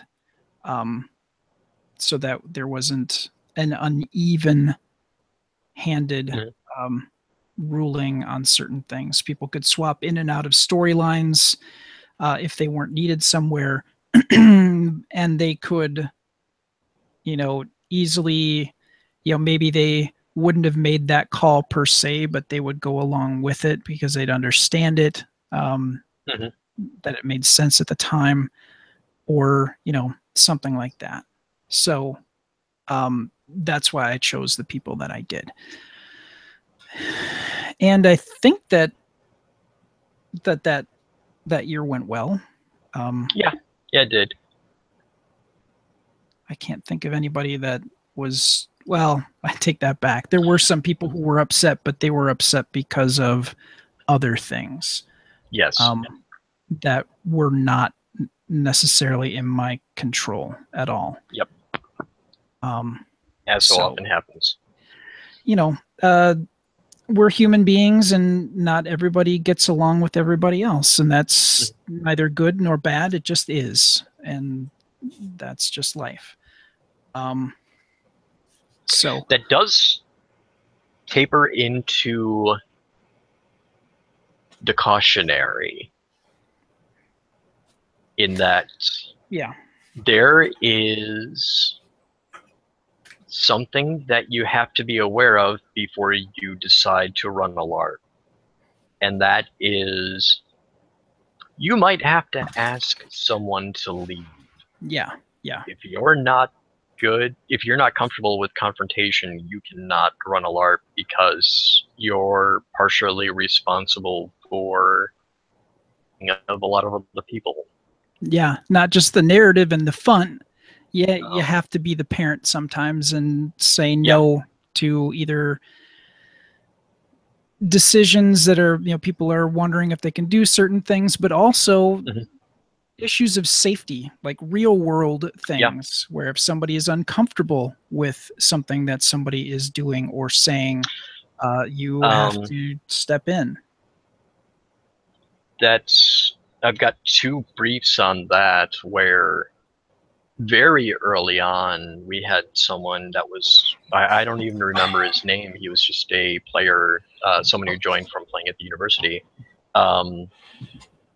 who got really upset, came into the out of game room, paced for like 5 seconds, and threw his briefcase out the door down the hallway. Yeah, that's right. And this happened right in front of me. And I immediately said, "What do you think you're doing? Anyone could have walked past that doorway when you threw it and gotten hit. This is a game. You need to just go home and calm down. And if you don't think you can control your temper, don't come back." And that was the last time I've ever seen the guy. And that was just a purely someone did something unsafe. And it's like, you need to not be here right now and think about whether you should be here. And if he did come back and did the same thing, it'd be like, no, don't come back. Yeah.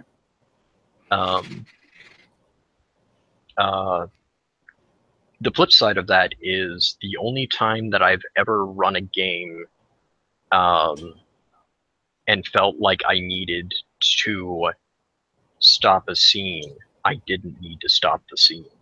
One of the last times that I ran, I think the last time I ran like the regular season, I made was when I did the Sabbat plot line, like the big Sabbat plot line, where there was a plot line and it was actually not important. I believe this was the year that you played the True Bruja. Okay, yeah. Where halfway through the year, the Sabbat invaded. Yep. And that was the actual plot line. But what I had intended there was to pick out players that had been at every session year after year, and just because of their personality and their playing style, had never gotten really super involved in the main plot or taken a leadership role. And I wanted to include them and show them much earlier than I was doing anything with the Sabbat before everyone else found out. But the best way of doing that is of letting them to the secret and to give them a reason to not blab the secret, which means turning them into Sabbat. Sure, yep. So I know that I did this with Ewit, Matt Saplina, some others. And this led to a particular scene where Saplina got found out, got brought in by,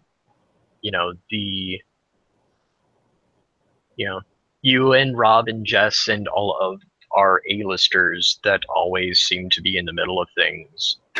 I don't know how many people were in that room, but it felt like a dozen because Jess was there in her, I know I'm right and I've caught you with your hand in the cookie jar, full head of steam, and no one does full steam like Jess.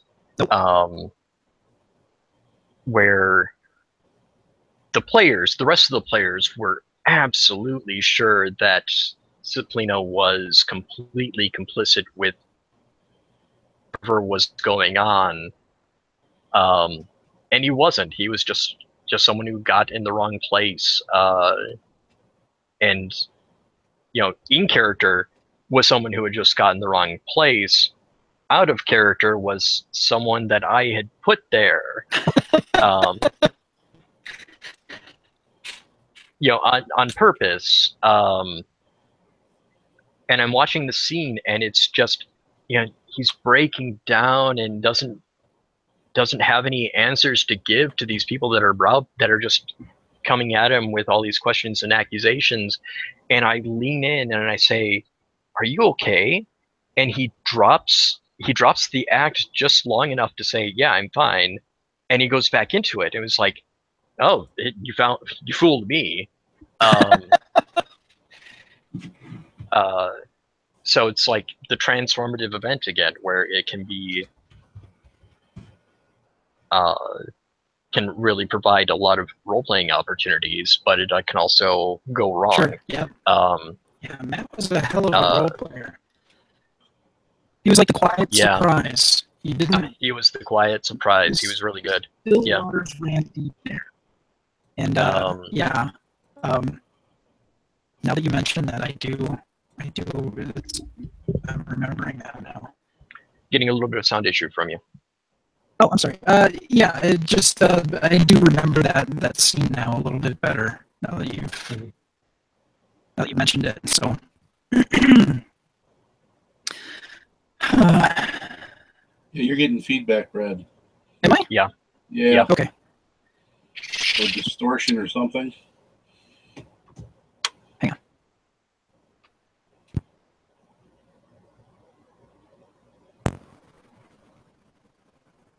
Okay, I reset my soundboard. Did that fix it? Nope. Nope. All right. Don't go anywhere.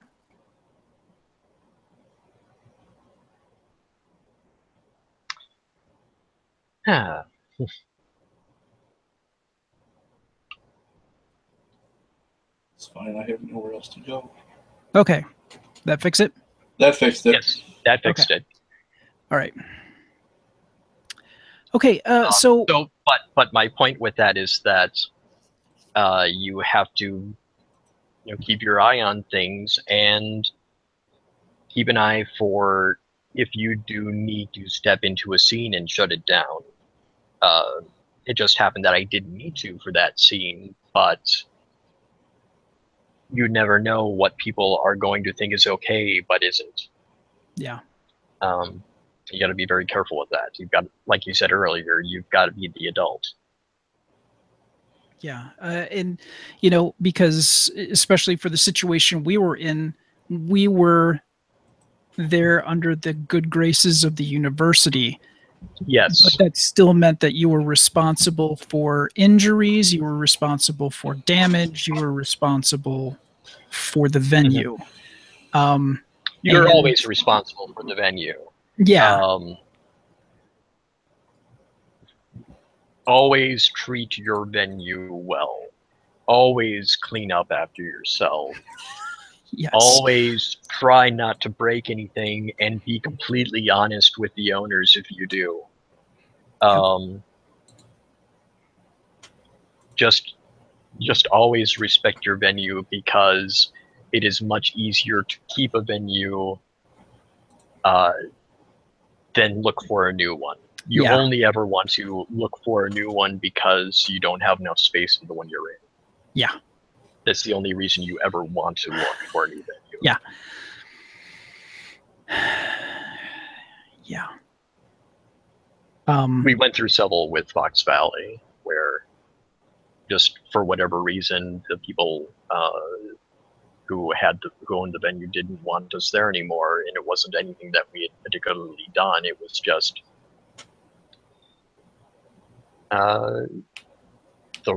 something caused the relationship to sour over time. Or sure.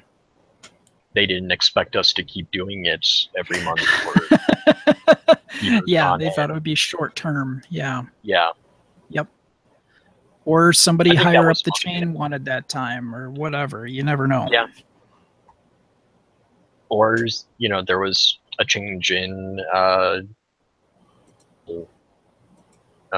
it's all speculation. Like sometimes this just happens because a couple of people swap positions in an organization chart and suddenly they don't want you there anymore. Or they no longer have the power to give you the ability to stay there. Yeah. Right. Exactly. So. Okay. Yeah, I think we've covered pretty much everything. Yeah, we hit all the heavy stuff at the end. Yeah. But, we finally got there. Yeah. All right. Well, thank you very much, Dale, for... In all under 3 hours. Yeah. Woohoo! I will have to break this one up when we do it. Version. Okay, well, we're going to wrap things up then. If you'd like to chat with the hosts, speaking of Slack, or listen, or the other listeners of this Galactic Network podcast 24 hours a day, you can go to gncasts.com/signup, and we'll add you to our Slack team, so you'll have the ability to interact with us in real time. Myself and a couple others use Slack in our day-to-day life for work, and we've got somebody that does a show that lives in the UK. So we pretty much have somebody on there almost all day. So you can chat with us at any time. For more on this podcast, including show notes, contact info, and more, you can go to gncasts.com/adventure. If you have a question or comment about anything that you've heard on this Galactic Network podcast, email contact@gncasts.com, or you can email Glenn and I directly at adventure@gncasts.com.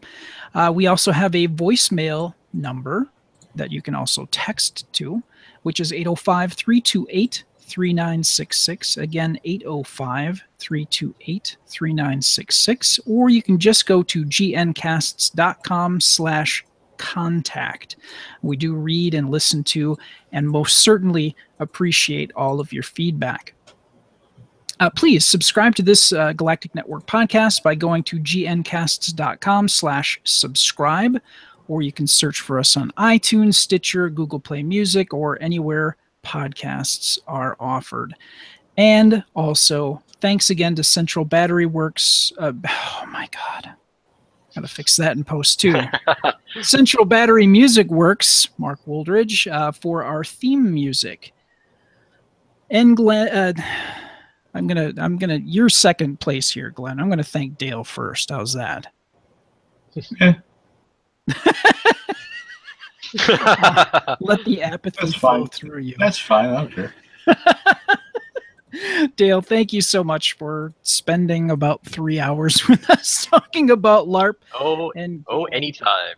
And we'd love to have you back and chit-chat about board games. Board games. I can probably send you a list of topics that we could probably hash out about things we can talk about. Excellent. I look forward to your list. Thought. Yeah. I look forward to that list, sir. I also want to thank Glenn for joining us on this journey. Where can people find out more about you? B-Movie Bunker or Mist Bunker, which I haven't done much with lately, and Mist Runner, which I've done even less with lately because I'm working on the prequel to it, which I am premiering the rough version of at Gen Con. Nice. Sorry, our event is already sold out. But you can find out more. Best is I'm on Facebook. Mist Runner's on Facebook. B-Movie Bunker's on Facebook, also on YouTube. Or just follow me on Twitter at Guy in a Bunker. And I believe that next week we are going to be talking with Paris Crenshaw or Todd Tiemann. I think it was Todd. I think it's Todd from excuse me, Todd from DieHard Dice. Yeah, you're right. Yeah, Paris is Gen Con Sunday. Yep. So we're talking to Paris on the 20th. Yes. So we'll be talking to Paris on the 20th and Todd Tiemann on the 13th about all the stuff that they've been putting out and what future plans they have. And I'd like to hear more of the story of the Star Wars dice that they put together. So we're going to talk about that as well. So that wraps it up for this time round. Dale? Yes. If you want people to contact you, are you interested? Oh, I don't. Excellent. I'm a bit of a Luddite when it comes to the social media. And that is perfectly fine, sir. You know, people will just be able to listen to you on the show again, and that'll just have to be good enough. Yep. And there's no shame in that. All right. Well, I want to thank everybody for listening to us once again here at the Adventure Party. May your characters never die, and your adventures always be epic. Thank you, and good night.